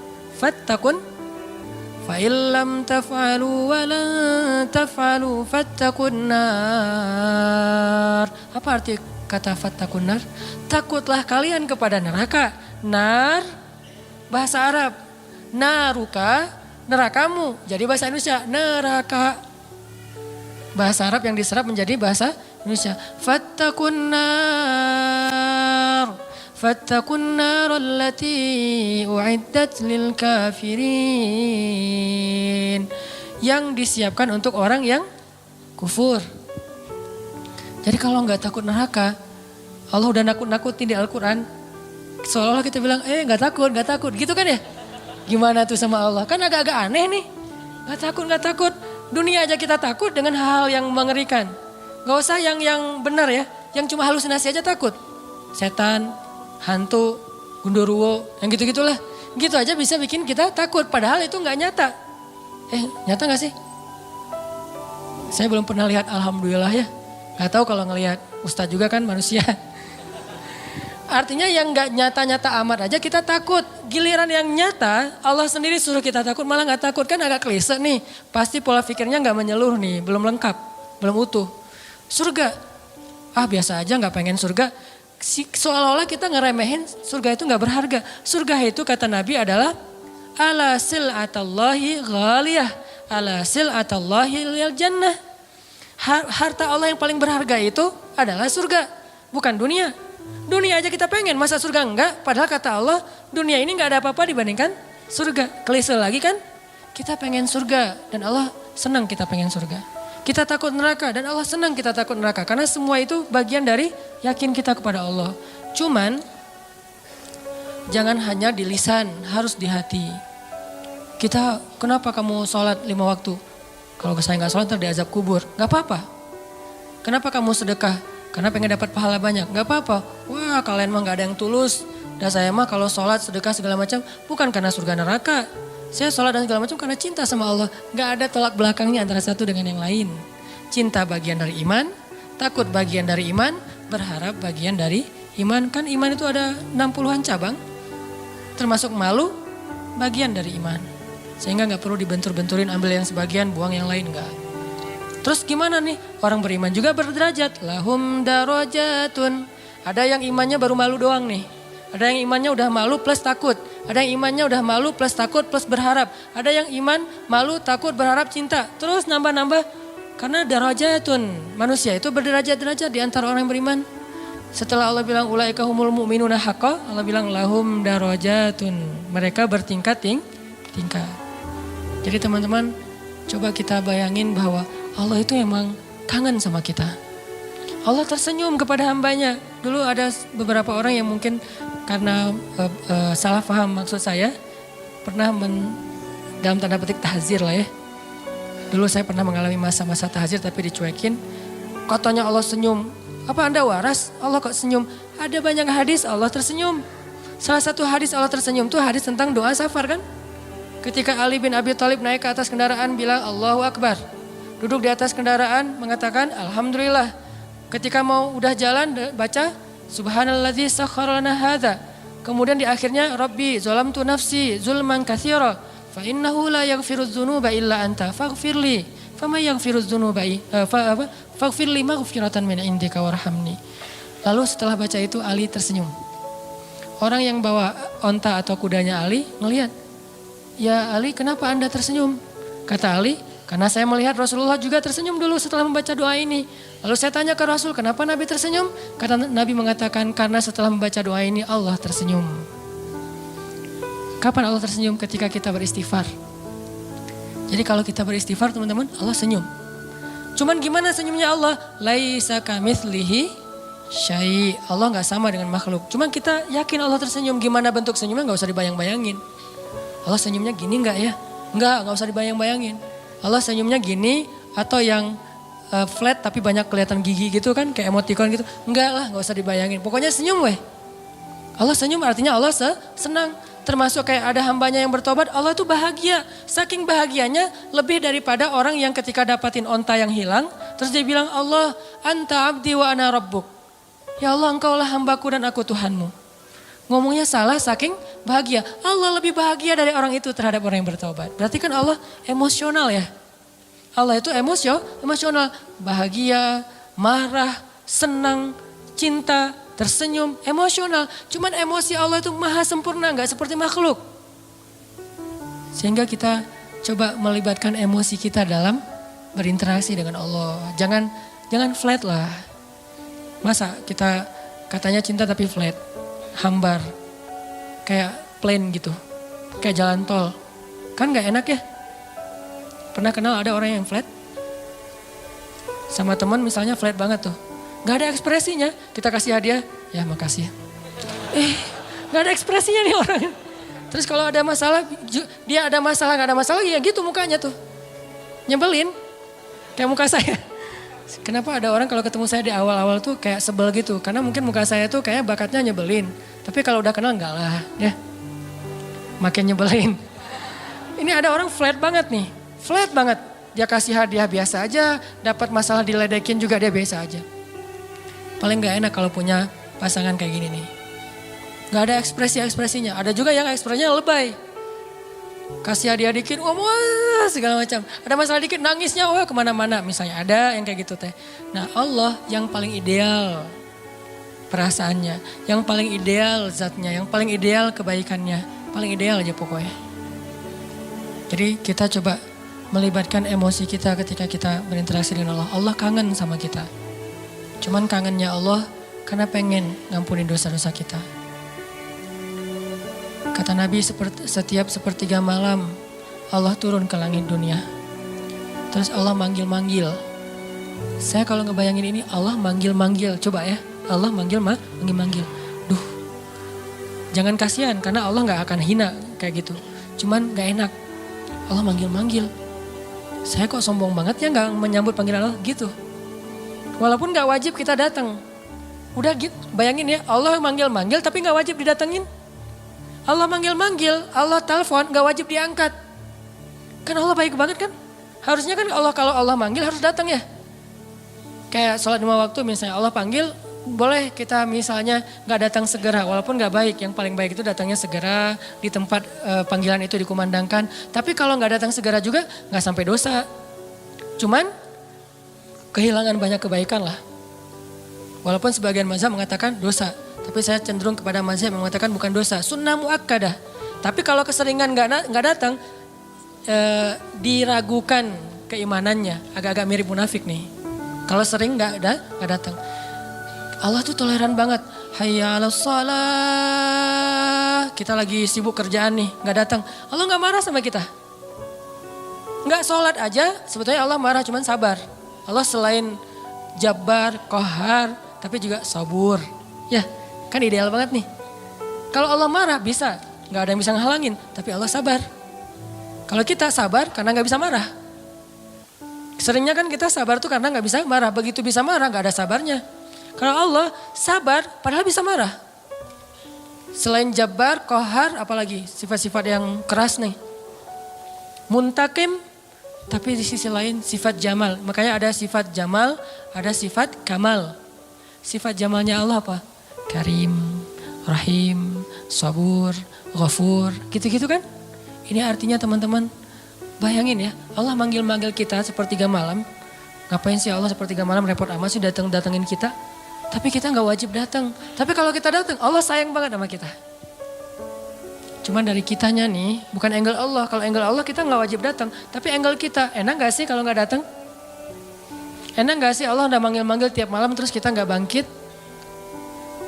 Kalau kita bangunnya telat, pas azan subuh baru bangun, ngerasa gak sih? Aduh Allah maaf ya, bangunnya telat. Gitu gak sih ke Allah? Karena kita kalau ke makhluk gitu banget loh. Di telepon ternyata miss call 10 kali nggak diangkat. Langsung maaf ya, emoticon, segala macam. Minta maaf tuh rasa tangan diginiin tuh banyak sampai 10 juga. Kok kita ke makhluk gitu, ke Allah enggak? Padahal makhluk itu enggak terlalu berjasa sama kita. Dan Allah mah berjasa dari sejak kita dalam kandungan ibu kita. Bahkan sebelum kita diciptakan. Tapi kita enggak pas bangkit dari tidur. Duh Allah maaf ya, saya bangunnya telat, astagfirullah gimana nih. Langsung wudhu datang ke masjid, minta ampun pada Allah. Padahal kita enggak wajib datang. Ini lebih ke ngomongin emosional. Saya enggak ngomongin hukum fikih. Kalau ngomongin hukum fikih agak-agak kaku sih. Makanya di atas hukum itu ada akhlak namanya. Di atas hukum ada akhlak. Orang kalau udah akhlaknya bagus, hukum ini jadi enggak terlalu penting. Mudah ngamalin hukum tuh kalau akhlak moralnya udah kayak orang disiplin. Kan gak perlu timer lagi kan. Udah disiplin, gak perlu lagi ketat. Hukum itu dibikin ketat karena orangnya gak disiplin. Ketika orangnya udah disiplin, udah akhlaknya, moralitasnya, lifestyle-nya udah bagus, hukum gak terlalu ketat juga gak masalah. Yang saya pernah cerita tuh di Jepang, di baggage claim, baggage belt itu, tempat ngambil bagasi. Itu gak ada yang jagain, gak ada polisi, gak ada petugas, cuma pakai garis doang. Garisnya juga kecil, nggak pakai pagar segala macam. Kadang-kadang kan udah pakai pagar juga didobrak kan ya. Ini garis, kenapa jadi ringan gitu? Karena orangnya udah bagus moralnya. Berarti di atas hukum ada moralitas, di atas fikih ada akhlak. Moral itu, akhlak itu di atas ilmu. Orang punya ilmu tapi nggak berakhlak agak kurang pas.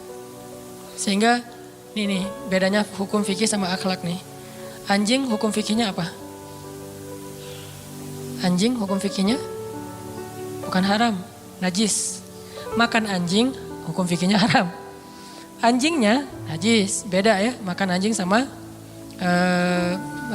anjingnya. Anjing dalam fikih itu najis. Kena liurnya najis, memakannya haram. Tapi dalam moralitas, dalam akhlak, ngasih minum anjing yang kehausan masuk surga.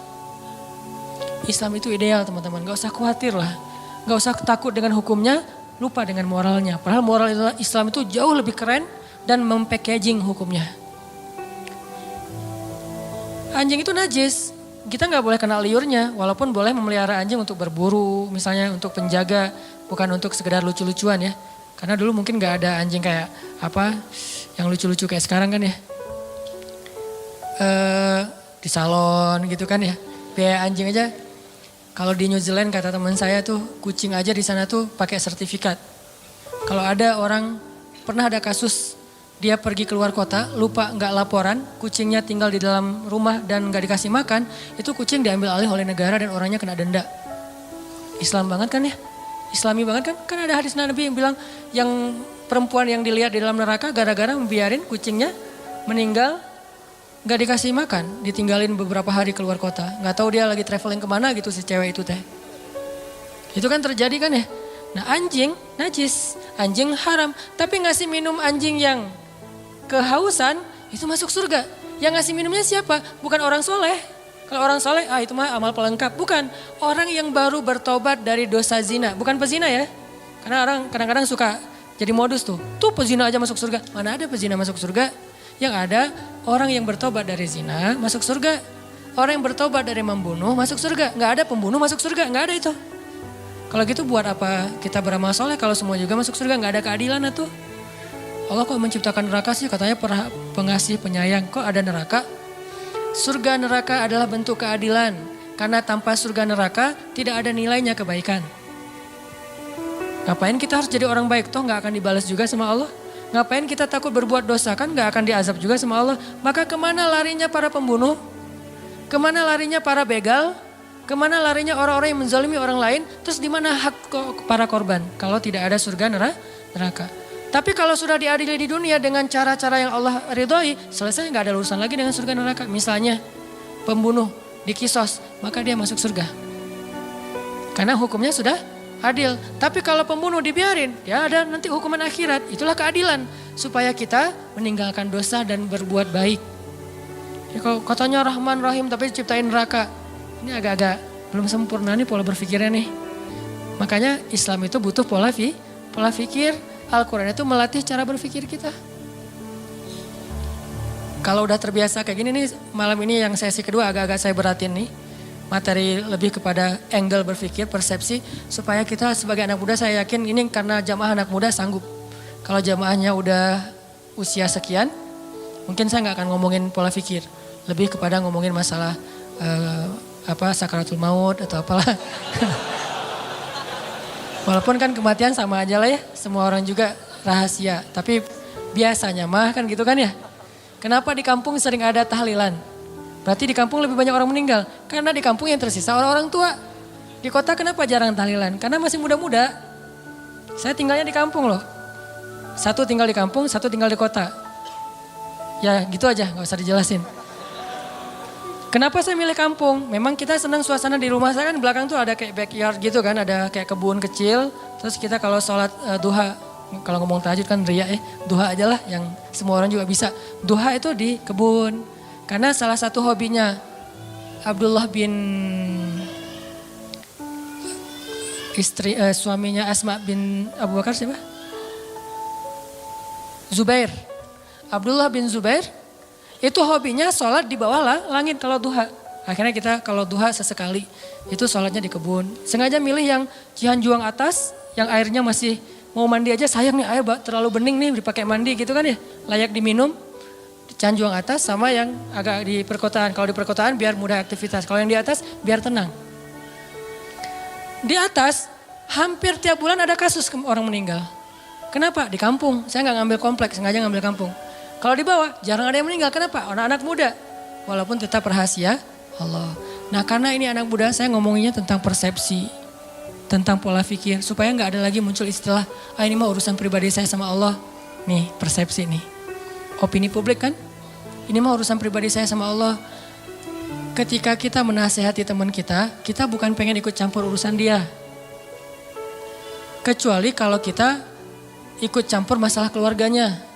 Tapi kalau masalah amal soleh, memang Allah yang nyuruh. Watawasau bil haq, watawasau bisab. Tinggal nasihatinnya dengan cara yang baik. Bil hikmah, wal mau'izatil hasanah. Kalau dibantah, wajadilhum billatihi ahsan. Balas dengan cara yang lebih baik, senyumin aja. Salamun.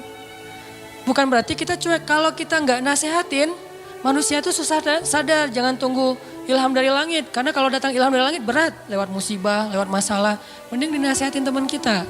Jadi bukan urusan pribadi saya sama Tuhan saya. Persepsi. Tadi, kenapa belum berhijab? Yang penting menghijabi hati dulu. Daripada kepala dihijabi tapi hatinya dengki. Gak ada yang menghijabi hati. Menghijabi hati itu gak bagus. Khatamallahu ala qulubihim. Allah menutup hati mereka. Siapa mereka? Orang yang kufur. Jadi yang harusnya menutup kepala membuka hati. Bukan menutup hati membuka kepala. Kebalik. Persepsi berpikir kan? Makanya kenapa saya bilang Al-Quran itu nyuruh kita berpikir. Jangan disuruh tutup hatinya. Yang ada alam nashrah laka sadrak. Dilapangkan, dibuka dadanya biar dapat hidayah. Tapi kepala ditutup semampunya. Belajar mungkin awalnya cuma diikat doang. Lama-lama diikatnya di sini. Lama-lama diikat dililit-lilit. Lama-lama diginiin. Lama-lama naik makin tinggi gitu kan ya. Terserah itu Mas Stella ya, saya nggak tahu lah fikihnya, tanya aja sama Ustaz Abdul Somad. Yang jelas bertahap. Yang pasti nih, bukan nutup hati buka kepala, tapi tutup kepala buka hati. Kalau ada orang yang berhijab tapi masih buat dosa, jangan salahkan hijabnya, salahkan orangnya. Ada orang yang sholat tapi korupsi, jangan salahkan sholatnya, salahkan orang yang korupsinya. Dan jangan bilang gini, mending saya nggak sholat dan nggak korupsi. Daripada dia sholat tapi korupsi. Dia sholat dapat pahala, korupsinya dosa. Kamu nggak sholat dosa dan nggak korupsi dapat pahala. Masing-masing kebaikan dan keburukan itu ada bagiannya sendiri-sendiri. Jangan dibentur-benturin. Nggak ada mending-mendingannya. Mending mana nih? Orang yang banyak amal soleh tapi riya dengan orang yang banyak dosa terus dia taubat. Mending mana? Susah mendinginnya ya. Makanya ada yang bilang gini teman-teman. Kadang-kadang salah ngomong mungkin ya, beberapa penceramah pernah ngomong gini. Lebih baik orang yang banyak dosa lalu bertaubat daripada orang yang banyak amal soleh tapi riya. Benar gak tuh? Lebih baik, lebih baik orang yang banyak dosa lalu bertaubat daripada orang yang banyak amal soleh lalu riya. Gak ada cerita orang banyak dosa lebih baik daripada beramal soleh. Terus kata yang benarnya gimana? Lebih baik orang yang bertobat dari dosa daripada orang yang ria akan amal soleh. Itu bahasanya. Tipis kan? Yang tipis-tipis ini kita belajar di Mesir. Supaya gak salah ngomong. Saya kalau memperkenalkan teman saya, misalnya satu grup gitu ya. Seorang ulama di Mesir yang saya pernah bilang audisi. Saya kan pernah ikut audisi di TV Mesir untuk baca Al-Quran. Namanya As-Saud Al-Zahabi, suara emas, seruling emas judul acaranya. Diseleksi dari ratusan orang, cuma 5 orang yang bisa masuk tayangan TV, Iqra TV itu. Nah pas audisi ada 3 juri, di tengah yang juru bicaranya, kayak di Got Talent gitu kan. Di tengah dia bilang, saya Abdullah, juri bidang tajwid. Di sebelah kanan saya Syekh Abdurrahman, beliau juri di bidang seni. Yang sebelah satu lagi gak dibilang sebelah kiri. Saya duduk di sebelah kanannya Syekh Yusuf. Ini ulama kita nih, teliti. Saya duduk di sebelah kanannya Syekh Yusuf. Gak mau bilang di sebelah kiri saya, gak boleh. Kurang beretika. Saya duduk di sebelah kanannya Syekh Yusuf. Beliau juri di bidang fasoha misalnya atau hafalan. Telitinya ulama. Al-Quran lebih teliti dari itu. Nabi lebih teliti dari itu. Makanya bahasanya bukan lebih baik orang yang berbuat dosa lalu bertaubat daripada orang yang beramal tapi ria. Gak ada orang berbuat dosa lebih baik daripada orang beramal. Yang ada lebih baik orang yang bertaubat dari dosa. Kan taubat emang lebih baik dari ria kan? Lebih baik orang yang bertaubat dari dosa daripada orang yang ria akan amal-amalnya. Itu benar kalau kayak gitu teh. Supaya gak jadi opini publik yang mengatakan, belum tentu dia lebih baik yang lagi buat dosa nih. Belum tentu dia yang lagi sholat nih. Belum tentu yang sholat yang ke masjid itu lebih baik. Bisa aja yang berbuat dosa lebih baik ntar dia masuk surga. Gak ada orang berbuat dosa masuk surga. Yang ada orang habis berbuat dosa taubat, gara-gara taubat masuk surga. Tuh ada tuh katanya pelacur tapi masuk surga. Mana? Itu yang ngasih minum anjing dia bukan pelacur. Dia udah bertaubat, jangan bilang lagi dia pezina. Dia udah bertaubat, udah baik, udah soleha. Setelah dia bertaubat, saking dia serius bertaubat, dia gak ngeremehin amal soleh. Sampai anjing aja dikasih minum. Karena buat dia itu amal soleh, dia ngerasa selama ini saya kurang amal nih. Sekarang saya mau tamak nih. Mau rakus dengan amal soleh, apa aja saya lakuin. Termasuk ada anjing yang kehausan, saya kasih minum. Terserah berapa aja pahalanya. Gitu kan, saking semangatnya nih. Dan Allah tidak meremehkan amal hambanya. Seorang yang udah banyak dosa kalau bertobat, amalnya cuma sedikit, yaitu kasih minum anjing bisa masuk surga. Itu pesannya kayak gitu tuh. Jadi kita habis tobat nih, belum amal soleh nih, masuk surga. Kalau udah tobat. Buktinya yang membunuh 100 orang, udah beramal soleh belum? Belum. Satu-satunya amal soleh dia apa? Taubat. Satu-satunya amal soleh dia adalah taubat, masuk surga. Jadi gak ada cerita pembunuh masuk surga, pezina masuk surga, gak ada. Yang ada orang yang bertobat dari membunuh masuk surga. Orang yang bertobat dari berzina masuk surga. Ini cara kita menilai Allah Subhanahu wa taala. Ini namanya persepsi akidah, bukan wawasan akidah. Mungkin di beberapa ta'lim kita belajar wawasan akidah. Wawasan akidah itu uluhiyah, rububiyah, asma, sifat. Itu wawasan akidah. Tapi kadang gak membentuk persepsi, walaupun itu juga penting. Cuman porsinya harus ditambah, membentuk persepsi kita tentang Allah. Udah selesai belum membangun emosional kita kepada Allah. Kalau akidah kita udah sampai membangun emosional, itu udah keren. Siapa yang terbangun emosionalnya? Rindu, malu. Nabi Ayub itu malu sama Allah. Sakit 10 tahun, gak pernah berdoa ya Allah sembuhin dong, kan saya udah 10 tahun. Enggak, kenapa? Malu sama Allah. Kita boleh gak minta doa sembuh? Boleh banget. Karena derajat iman kita kan gak kayak Nabi Ayub. Lagian Nabi kan mengajarkan kita doa tentang sakit, ya Allahumma Rabban Nas dan seterusnya.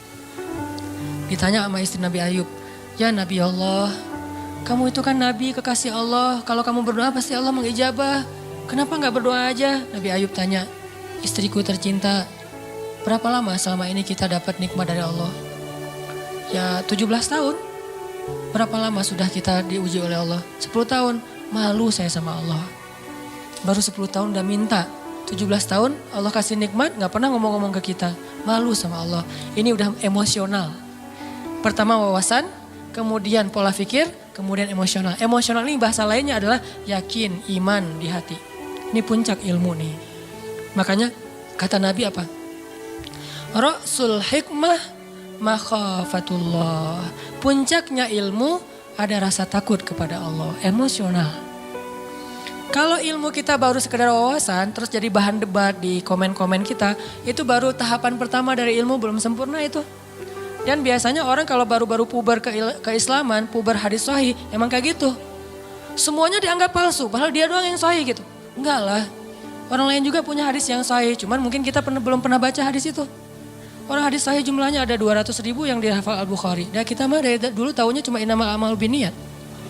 Gimana kita bilang, oh nggak ada itu. Jangan bilang nggak ada, saya nggak tahu itu. Bisa aja ada, sayanya nggak tahu kan. Makanya kalau ada yang nanya ke saya, Ustadz ini ada hadisnya nggak? Nggak tahu. Saya nggak akan bilang, nggak ada tuh, nggak berani saya. Kecuali saya udah menghafal hadis sebanyak Imam Ahmad. Berapa hafalan hadis Imam Ahmad? 1 juta. Baru boleh bilang nggak ada. Tapi Imam Ahmad juga nggak bilang nggak ada. Bilangnya saya nggak tahu. Tanya aja ke yang ngamalin, dia tahu nggak hadisnya? Misalnya nih, ada yang tanya, Ustadz ada nggak sholat tasbih ke saya nih? Saya bilang nggak tahu hadisnya. Tanya deh ke Ustadz yang pernah ceramah tentang sholat tasbih. Ustadz, kan Ustadz pernah ceramah sholat tasbih, apa hadisnya? Gitu caranya. Jangan kita nggak tahu hadisnya bilang nggak ada itu hadis sholat tasbih. Tanya dulu ke orangnya, siapa tahu ada. Kalau ada, nanti katanya sahih. Enggak, kata Ustadz itu dhaif. Nah, ulama juga tentang hadis sahih dan dhaif berbeda pendapat. Ada ulama bilang ini dhaif, yang ini bilang sahih. Kecuali hadis palsu itu nggak ada beda pendapat. Kalau dhaif mah ada beda pendapat. Hasan, dhaif, sahih. Kalau mutawatir insya Allah nggak ada beda pendapat. Ini artinya emosional. Malu ke Allah, nggak enak ke Allah. Kayak Nabi Muhammad SAW tuh. Nggak enak sama Allah kalau nggak bangun tahajud. Sampai sholatnya getol banget. Sampai kelihatan kakinya itu udah keras gara-gara sering tahiyat. Ini beliau hitam gara-gara sering sujud. Makanya saya nutup, gak mau riak. Gak ada juga. Nah ini Nabi segitu-gitu amat tuh sholatnya. Ditanya sama istrinya. Dalam riwayat yang lain ditanya sama Abdullah bin Mas'ud. Kenapa gitu-gitu amat? Saya pengen bersyukur kepada Allah. Maksudnya gak enak sama Allah udah dikasih nikmat banyak. Masih ibadahnya biasa-biasa aja gitu. Wawasan, persepsi, emosional. Kalau kita udah sampai punya rindu ke Allah, udah kuat nih, udah level 3. Kalau baru sekedar faham Allah, level 2. Kalau cuma tahu Allah, level 1. Kalau enggak sama sekali, ini bermasalah nih. Yuk kita belajar kalau gitu. Kadang-kadang enggak level 1, dia enggak terlalu tahu tentang Allah, tapi langsung punya emosional. Ada yang kayak gitu, kayak Bilal tuh. Bilal tuh enggak ngerti ayat-ayat tentang tauhid secara detail kayak Ibnu Abbas. Tapi dia langsung yakin sama Allah, ada yang kayak gitu. Makanya tempatnya ilmu di dalam hati. Tempatnya hafalan di dalam kepala. Kata ulama. Lahum qulubun la yafqahuna biha. Mereka punya hati tapi gak ngerti. Jadi teman-teman, Allah aja kangen sama kita. Ini ngomongin emosinya Allah ya. Saya gak ngomongin tentang zatnya, gak ngomongin tentang wawasannya. Ngomongin tentang emosinya Allah. Allah kangen loh sama kita. Bukti Allah kangen, setiap malam didatengin. Setiap malam Allah manggil-manggil. Hai hambaku, kul ya ibadiyalladzina asrafu ala anfusihim. Mana hamba-hambaku? Allah tanya kita hamba. Allah manggil kita hamba, padahal banyak dosa. Harusnya Allah bilang, kul ya usad. Wahai para pendosa, kan bisa gitu kan? Atau qul ya ayyuhan nas, wahai manusia. Tapi Allah enggak, qul ya ibadi, wahai hamba-hambaku. Hamba-hamba itu kayak ibu manggil kita anakku gitu. Kita udah sering, ibu kita nelpon ya, ibu kita nelpon kita reject, alasannya lagi kuliah. Ibu kita nelpon kita reject, alasannya lagi di jalan. Ibu kita nelpon kita reject, alasannya lagi malam mingguan. Ibu kita nelpon kita reject, alasannya lagi ngobrol sama teman di kafe. Ibu kita nelpon kita reject, alasannya lagi mau ujian. Mau ujian aja ibu gak boleh nelpon, saking disiplinnya. Ibu kita nelpon kita reject dengan banyak alasan, tapi ibu kita masih manggil, nak, masih manggil gitu. Mau dimasakin apa, masih nanya gitu coba. Kurang baik apa ibu? Kita udah marah-marah sama ibu kita tuh gak pendendam, masih manggil, nak, gak manggil, hei kamu, enggak. Atau durhaka, enggak. Ibu kita masih memanggil kalimat yang kasih sayang. Dan itulah Allah Subhanahu wa taala. Di reject berkali-kali, dikhianati berkali-kali, ditinggalkan berkali-kali, diduakan, diselingkuhin tuh sering. Kita sering nyelingkuhin Allah sebetulnya. Apa nyelingkuhnya? Kita kan suka bilang inna sholati wa nusuki wa mahyaya wa mamati lillahi rabbil alamin. Kan itu gombal banget kan? Sesungguhnya sholat saya, kurban saya, sholati wa nusuki, hidup saya, mati saya, semuanya untuk Allah Subhanahu wa taala. Semuanya untuk kamu, iya kamu gitu kan. Ngomong ke Allah kan manis banget nih. Pada kenyataannya kita ngomong ke pasangan kita juga gitu. Aku gak bisa hidup tanpa kamu. Allah ngelihat, gitu kan ya. Kalau bahasa kita mah ya, tapi Allah masih manggil hambaku gitu. Enggak, dasar lo emang gombal, lo habisin aja. Enggak, Allah tuh padahal bisa banget kayak gitu coba. Enggak. Coba kalau pasangan kita digituin. Gombal setinggi langit. Ternyata enggak kayak gitu. Kan kecewa kan? Allah enggak kecewa. Walaupun Allah lebih berhak untuk kecewa. Kangen Allah sama kita. Pertanyaannya, kita kangen gak sama Allah? Habis sholat zuhur, sejam kemudian, jam berapa sekarang? Kok baru jam 2 ya? Cih. Pernah gak gitu? Kok baru jam 2 ya? Emang kenapa? Kangen asar Pernah gak kayak gitu tuh? Kalau gak pernah, terlalu emang kita mah. Gak fair sama Allah. Kalau sama yang lain kan gitu. Sama dia coba. Baru aja semalaman nelfon dari jam 11 sampai subuh telepon. Duha telepon lagi, padahal kan udah tidur. Karena semalaman gak tidur kan ya? Yang kok gak diangkat telepon aku? Kan tidur, semalaman kamu ganggu gak bisa tidur. Ini kita ke manusia bisa gitu banget. Pengen ketemu sering, pengen nelpon sering, pengen di Skype, pengen video call gitu teh. Kenapa? Kangen. Ke Allah gak gitu. Begitu habis sholat isya, langsung nyiapin baju di depan tempat tidur. Baju yang agak rapi, parfum, sarung, peci. Tergantung style ya. Ada yang modelnya gitu. Ada yang modelnya jubah, sorban. Ada yang modelnya flanel, jeans. Pokoknya terserah deh mau gaya apa aja. Yang penting baju kesukaan kita nih. Kita siapin di meja di dekat tempat tidur. Apaan sih itu? Ini baju untuk nanti malam having date. Untuk dating. Ke siapa? Ke Allah. Pernah gak kayak gitu? Saya juga belum. Ini lagi menasehati diri sendiri nih ya. Gak gitu-gitu amat. Kita bangun malam itu karena kaget sama suara klakson mungkin. Atau suara anjing di depan rumah. Atau suara siapa. Justru yang paling cepat bikin kita bangun tuh miss call dari dia. Karena ringtone-nya tuh beda. Berarti kan kita nyelingkuhin Allah kan. Kalau yang lain telepon biasanya tret. Kalau dia telepon tuh lagu Korea. Kalau udah keluar suara lagu Korea langsung melek. Langsung halo. Tiba-tiba lembut. Nah, biasanya ngomong sama temennya gak gitu. Halo. Kenapa? Gitu coba ngomongnya. Giliran ke Allah enggak gitu. Kan gak fair. Nih coba nanya ke diri kita masing-masing. Istafti qalbak. Tanya hatimu kata Nabi. Nabi itu kalau ke Allah tuh udah emosional. Bukan lagi wawasan. Nah kita wawasan juga mungkin belum. Apalagi emosional. Rasa gak enak. Rasa kangen. Siapin baju-bajunya. Pengen apa? Nanti malam pengen ketemu Allah. Kan Allah turun. Lebih dekat tuh. Kalau waktu lain Allah gak turun, lebih jauh. Walaupun jarak dekat dan jauh gak ngaruh buat Allah, tapi ngaruh buat kita. Allah turun ke langit dunia, saya harus siap-siap nih. Langsung nyiapin segala macam. Terus sebelum itu bilang, ya Allah jangan lupa telepon saya ya. Karena Allah manggilkannya banyak nih hamba-hambanya. Kita pengen dikhususin, ya Allah jangan lupa telepon saya. Maksudnya apa? Allah nelpon kita tuh kemana? Ke hati kita. Diketuk hati kita supaya bangun. Ya Allah please, nanti malam saya pengen ketemu Allah, jangan lewatin saya ya, yang lain-lain bangun saya enggak kan sedih banget. Gitu ngomong ke Allah mah. Ya Allah telepon saya, tidurlah waktu itu. Pasti ditelepon sama Allah. Jam 2, telepon. Allah kok kecepetan sih nelponnya? Enggak. Saya berharap mas 3:30 ya Allah, udah dekat-dekat subuh gitu sekalian teh. Ya itulah kita lah, kalau ke Allah kecepetan lagi. Kalau kepada makhluk si dia tuh makin cepat makin bagus. Kok kamu telat banget sih nelfon aku? Kok kamu telat banget sih buka pintu? Kok kamu telat banget sih ngangkatnya? Padahal baru ringtone yang pertama udah diangkat tapi masih bilang telat. Ke Allah kok cepat banget sih dibanguninnya Allah? Bentar lagi ya, tutup lagi, tidur. Mungkin Allah bukan gak bangunin. Sebetulnya Allah berhak untuk gak bangunin kita. Dibangunin gak mau. Dia ke saya mah gak penting kata Allah teh. Bisa aja, enggak. Kenapa Allah gak membiarkan kita bangun? Allah kasihan sama kita. Oh dia capek nih. Ya udah deh, subuh aja dibangunin. Tapi kita udah digituin ngerasa biasa aja. Akhirnya besok udah gak merasa butuh lagi sama Allah. Digoda oleh setan, disitulah setan masuk tuh. Sama kayak Nabi Muhammad. Nabi Muhammad tuh kan kalau sholat tahajud gak suka ngajak-ngajak kan.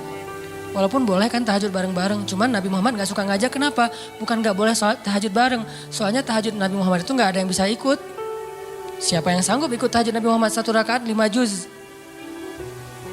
Al-Baqarah, Ali Imran, Al-Ma'idah, An-Nisa. Jangankan orang biasa, Abdullah ibnu Mas'ud, sahabat yang paling keren aja hafalannya gak kuat. Wah, Nabi Muhammad lagi tahajud, ikutan Allahu Akbar. Alif Lam Mim. Al-Baqarah. Hafal banget lah itu mah. 1 halaman pasti hafal banget lah ya. Halaman kedua, semangat. Halaman ketiga, lembar kelima dan segala macam. Wah, gak bener nih, terbalik. Mulai nih. Dan itu yang dirasakan Abdullah ibnu Mas'ud. Mulailah muncul dzunun. Prasangka-prasangka buruk dalam diri saya. Terbalik, udah mulai kayak gitu nih. Kok lama banget sih? Kayaknya lagi ngejos nih. Tapi mudah-mudahan nanti habis ini rakaat berikutnya enggak. Sampai selesai Al-Baqarah. Mudah-mudahan habis Al-Baqarah. La yukallifullahu nafsan illa wus'aha. Abdullah udah gini-gini. Wah ada ruku nih. Bahasa kita mah ya. Kan tadi gini lama. Aduh. Dan nih ruku. Alif Lam Mim. Wah. Ali Imran coba. Wah Ali Imran 1 juz lebih. Mudah-mudahan habis Ali Imran ditahan-tahan nih. Mudah-mudahan Nabi nggak ingat lagi ya An-Nisa, lupa kayak. Kalau udah lupa kan ruku. Kalau bahasa kita mah ya. Ya ayyuhan nasu taqu rabbakum. An-Nisa.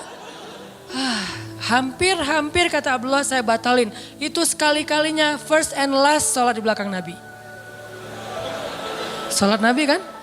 Makanya Nabi itu gak mau ngajak-ngajak tahajud. Bukannya gak boleh bareng-bareng. Nabi tahu diri lah. Tahu diri. Kalau kita tahu diri gak ngajak-ngajak. Soalnya tahajudnya mepet-mepet ke azan subuh.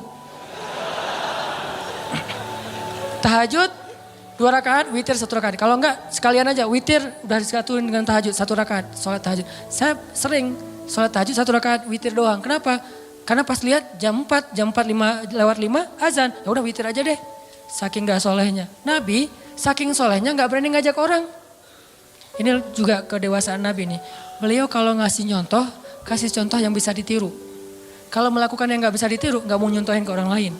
Kalau kita kebalik, giliran dilihat orang lain yang gak bisa ditiru. Giliran sendiri, yang orang lain semua bisa lakuin juga. Artinya kita tuh kurang bijak, pamer. Nabi kalau sholat sunnah qabliyah di rumahnya 4 rakaat. Kalau di masjid 2 rakaat, supaya bisa ditiru. Ketika ditanya kok gitu Nabi, likaila yakuna harajan li ummati, supaya nggak ngeberatin kalian. Coba, ini emosional Nabi nih. Bahasa fikihnya sariratun Nabi. Kan Nabi itu ada surah, sirah, sariroh ya. Surah, jenggot, rambut segini, itu rambut 2017 banget lah pokoknya. Rambut zaman now. Terus jubahan. Terus sorbannya Nabi itu kan kalau di ini 1 di depan 1 ke belakang kan ujungnya itu surah. Kalau sirah kehidupan sehari-hari Nabi, sikap-sikap Nabi. Nah yang jarang dibahas itu teman-teman sariroh, perasaan Nabi. Nabi itu gak mau ngeberatin kita. Kalau ngasih contoh yang bisa kalian tiru aja deh. Makanya Nabi kalau tahajud gak pernah ngajak Aisyah. Aisyah tidur, Nabi ke kamar mandi, wudhu, udah gitu sholat. Sholatnya di mana? Di sebelah Aisyah. Kenapa? Nabi tahu Aisyah itu kalau malam suka raba-raba nyari Nabi. Kalau nggak kepegang Nabi dia bangun. Nabi nggak pengen ngebangunin Aisyah. Coba. Kalau kita istri yang soleh kok belum bangun? Masih mending. Aduh ya Allah pengen banget istri kayak Khadijah bukan kayak gini. Lebih fatal lagi gitu. Aisyah aja nggak dibangunin sama Nabi. Jadi kalau nanti udah punya ya. Maaf kalau belum punya nggak bisa diperhatikan. Kalau udah punya jangan bangunin. Saya juga gak pernah bangunin istri soalnya gak bangun juga. Nabi mah gak pernah bangunin istri kecuali emang dalam kondisi Aisyah waktu itu gak capek. Nabi perhatiin banget hari ini Aisyah ngapain. Kalau kita kan gak peduli. Tahajud. Mama kan udah sering ikut talim masa gak bisa tahajud. Ya udah sering talim tapi capek siangnya dia ngurus anak, dia nyuci, dia segala macam. Dia jagain harta kita, rumah kita, keluarga kita. Dia mondar-mandir ke pasar. Mungkin tadi pergi ke pasar beli cabai lupa, beli garam lupa, lanjut lagi. Kita harus tahu, oh seharian Aisyah capek, ya udah malamnya saya tahajud sendiri. Begitu witir baru Aisyah dibangunin. Adegan pakai nano spray itu adegan witir, bukan adegan tahajud. Aisyah gitu-gitu. Oh ya udah, Aisyah masih apaan sih kalau bahasa kita mah ya. Kak Aisyah tuh raba-raba kalau lagi malam. Nabi mana? Karena dekapan Nabi itu kan paling hangat ya. Karena dia mendekap bukan dengan fisiknya doang, dengan hatinya. Pokoknya udah hangat banget lah dekapan Nabi. Cowok paling romantis se-Eropa tuh Rasulullah SAW lah. Kalau kita mau tahu gimana romantisnya Nabi, saya udah lagi gak mood bahas romantis-romantisan ya. Satu saat aja. Tapi bukan saya nih yang romantis ya, Nabi. Saya mah cuma belajar-belajar dikit. Nabi itu paling hangat. Nabi pegang tangan istrinya biasa. Kita mau megang, kursi aja lah. Gak ada calonnya nih. Masa mau dipegang, siapa yang dipegang? Pas dipegang calon mertua. Apa-apaan lo? Astagfirullah. Kan bahaya tuh. Masa megang tangan calon mertua yang kekar gitu. Bahaya. Nabi Aisyah witir. Karena pas Nabi lagi sholat, Nabi itu sholat kakinya itu di sebelah Aisyah. Dan Aisyah tuh nyari-nyari jempol Nabi. Itu juga dalil bagi sebagian mazhab ya, enggak semuanya. Bahwa menyentuh istri tidak batal wudhu. Sebagian lain mengatakan beda. Allah alam bab fikihnya. Karena ada juga dalil kalau habis wudhu Nabi itu cium Aisyah ke masjid. Wudhu, cium. Itu ritual ya, tutorial ke masjid. Wudhu dulu awalnya ketika mendengar azan, siwak. Siwak mah boleh pakai kayu siwak, boleh pakai gosok gigi, terserah, yang penting bersihin mulut. Siwak, udah gitu berwudhu, udah gitu pakai pakaian yang bagus, parfum, cium istri. Makanya nggak bisa ngamalin sunnah kalau belum susah. Banyak yang nggak bisa diamalin. Garing kan, parfum segala macam, langsung ke masjid garing Harusnya parfum, ada sesuatu. Jadi jangan ngelangkahin sunnah dong. Runtutannya harus rapi. Siwak, wudhu, pakai baju yang bagus, parfuman. Nah. Bagian apa? Terserah. Mau di pipi, mau di jidat. Ya itu aja lah 2. Pipi atau jidat, udah. Dan kecupan itu penuh kasih sayang. Istri juga pasti gituin, itu kayak mentransfer amal soleh ya. Mentransfer kebaikan. Istri langsung pasti gituin, oh iya ya sholat. Jadi jangan bilang, ma sholat, enggak. Wudhu, parfum, cium. Oh tanda udah waktunya sholat. Kan keren banget ya alarmnya ya.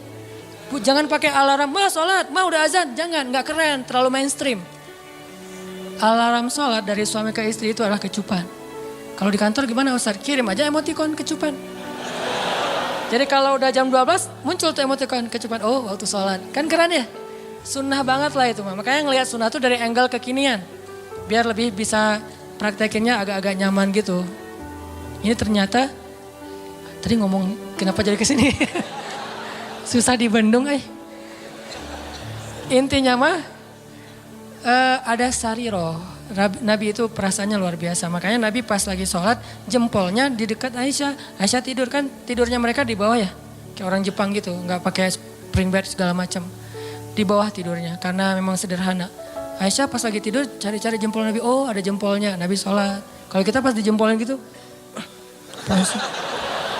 sok-sok khusyuk gitu, nggak boleh disentuh makhluk. Ini saya lagi menghadap Allah, makhluk minggir. Allahu Akbar. Nggak gitu-gitu amat lah, sholat mah. Sholat juga tetap romantis. Sholat jempolnya dipegangin. Itu sholat romantis tuh teh.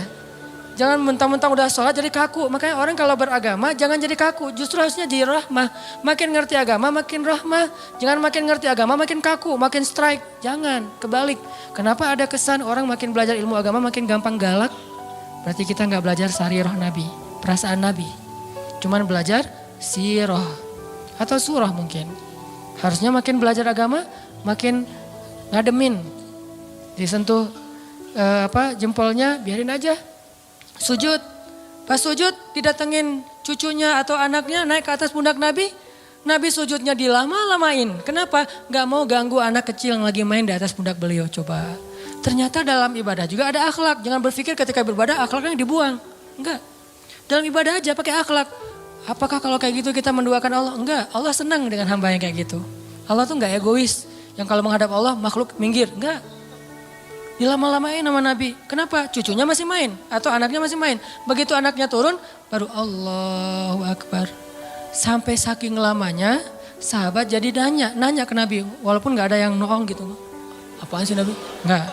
Kan kadang kalau kita mah kelamaan jangan-jangan imamnya meninggal nih. Enggak. Kan ada yang meninggalnya husnul khotimah gitu kan. Lagi sholat husnul khotimah meninggal. Ini imam soleh banget sih meninggal lagi sholat. Ini gimana dengan kita nih? Enggak. Mereka husnuzon. Cuman agak penasaran kepo gitu. Kenapa Nabi sholatnya lama banget ya sujudnya. Pas sudah selesai sholat nanya. Ya Rasulullah kenapa lama banget sujudnya. Tadi anak-anak saya itu naik ke atas. Cucu saya itu naik ke atas pundak. Dan saya tidak ingin mengganggu mereka. Kita begitu anak naik ke atas pundak. Ya Allah ujian nih makhluk nih. Mana akhlak? Jangan gitu sama anak kita, biarin aja. Terus gimana dengan makmum Ustadz? Makmumnya kan istri kita sendiri. Makanya kalau makmum ngelihat kayak gitu anaknya biarin aja. Di situ kita belajar sujud yang lama. Naik, kalau nggak turun-turun juga Ustadz, ya udah kalau yang ternyata harus bangkit juga, bangkit pelan-pelan. Bukan bangkitnya sampai terbang. Terbang ke pintu gitu. Wah, kekerasan anak ya, ini bisa dilaporin nanti. Makanya Nabi pelan bangkit. Lagi sujud kan suka-suka kadang-kadang ada yang model mazhabnya tuh ini gini kan ya. Karena istri saya ada yang tahiyatnya gini, ada yang gini. Maaf. Tahiyat aja pokoknya lah. Yang gini nih, kalau dia lagi salat tahiyat, dia gini, anak saya pasti nangkep tuh. Pas ngelihat ibunya gini, dipegangin sama anak saya. Takut lepas kali ya. Ini pegangin. Ini alhamdulillah ya mazhab kita macam-macam. Kalau saya mah tergantung.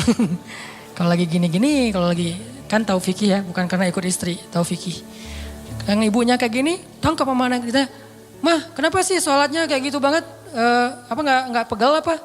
Diajarin. Kalau yang satu diam aja gini, santai. Jadi ada yang enjoy, ada yang maksimal. Tergantung mazhab. Buat saya semua mazhab selama ahlus sunnah wal jamaah respect. Gak boleh menjudge, respect each other. Mau NU mau Muhammadiyah terserah lah. Orang mertua saya ada yang NU, ayah saya Muhammadiyah, saya galau gitu. Mau yang mana nih? Ya udah deh kalau ke Jawa Timur NU, kalau ke sana Muhammadiyah, di sana ikut tahlilan, kalau di sini nggak pakai tahlilan. Menghormati. Lagian bukan bab yang usul.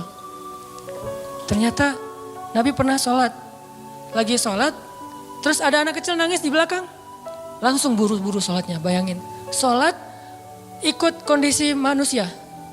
Ada anak kecil nangis di shaf ibu-ibu, Nabi sholatnya lebih cepat dari biasanya. Saking cepatnya, sahabat nanya. Karena kalau nggak mengherankan, sahabat nggak akan nanya. Ya Rasul kenapa kok buru-buru? Apa yang terjadi? Kata Nabi lagi sholat, tadi aku pengen baca ayat yang agak panjang. Tapi mendengar anak kecil nangis, aku khawatir merepotkan ibunya, makanya dipercepat. Lihat akhlak. Sarirah Nabi, perasaan gak enak Nabi itu tinggi loh. Kita kadang-kadang gak peduli perasaan orang lain, asal ngomong aja. Modalnya cuma satu, balighu anni walau ayah. Sampaikan dariku walaupun cuma satu ayat. Itu cuma satu hadis. Masih banyak hadis yang lain suruh jaga perasaan. Emosional. Kangen gak sama Allah? Kangen gak sama Nabi? Dan Nabi juga kangen sama kita. Kalau belum kangen, kita harus banyak istighfar. Minta sama Allah, ya Allah bikin saya kangen dong. Karena kangen sama Allah tuh pasti indah banget. Sama kayak kita kangen dengan orang tua tuh indah banget. Saya selama di Mesir itu kangen sama orang tua. Pengen pulang gak punya duit. Ada duit sekali boros. Habis mau pulang. Pas mau pulang tuh pas habis duit biasanya. Kalau lagi banyak duit gak pengen pulang. Kan masalah kita gitu kan ya. Ke Allah juga gitu kan. Kalau lagi banyak masalah baru kangen sama Allah. Kalau lagi gak banyak masalah gak kangen sama Allah. Gitu juga ke orang tua. Giliran banyak masalah saya kangen ibu. Sama kayak sekarang kalau lagi ada masalah. Saya suka bilang, Mak kangen sama emak. Pengen pulang ke Aceh. Kenapa? Lagi banyak masalah. Tapi kalau nggak lagi banyak masalah, nggak kangen. Ini manusiawi banget nih. Makanya coba belajar kangen sama Allah. Kalau udah dapat kangen indah banget tuh. Kalau kangen kepada manusia kadang-kadang agak emang ngeganggu sih. Apalagi kalau LDRan kan ganggu banget ya. Tapi kalau kangen sama Allah gimana pun LDRan kan Allah dengan kita kan LDRan nih. Jauh di langit sama di bumi. Tapi Allah bisa datang di detik itu juga. Ini qarib. Caranya gimana? Telepon aja. Wa idza sa'alaka ibadi anni langsung inni qarib. Seolah-olah Allah ngomong gini, kan kita tuh jauhan ya hambaku, tapi kalau kamu telepon aku langsung datang seketika itu juga. Gitu maksudnya. Wa idza sa'alaka ibadi anni fa inni qarib itu maksudnya apa? Wahai hambaku, jarak kita emang jauh. Kamu di bumi, aku di langit. Tapi kalau kamu telepon aku nih, nanya tentang aku langsung ada di dekat kamu. Allah langsung pulang dalam bahasa kita. Yuk kita belajar kangen sama Allah. Kadang-kadang kangennya harus dipaksain dulu, nggak natural. Kayak tadi nyiapin baju-baju tahajud, nyiapin OOTD buat duha gitu ya. Agak-agak dipaksain awalnya, nggak apa-apa biarin aja. Lama-lama nanti muncul. Nggak bisa natural banget, harus ada semacam settingan dulu di awalnya. Sama-sama kita belajar, banyak hal yang malam ini kita bisa petik hikmahnya. Termasuk tadi sariratun Nabi, termasuk tadi nikmat Allah yang kita nggak tahu, padahal banyak ya. Mudah-mudahan semua ini jadi kebaikan dalam kehidupan kita sehari-hari.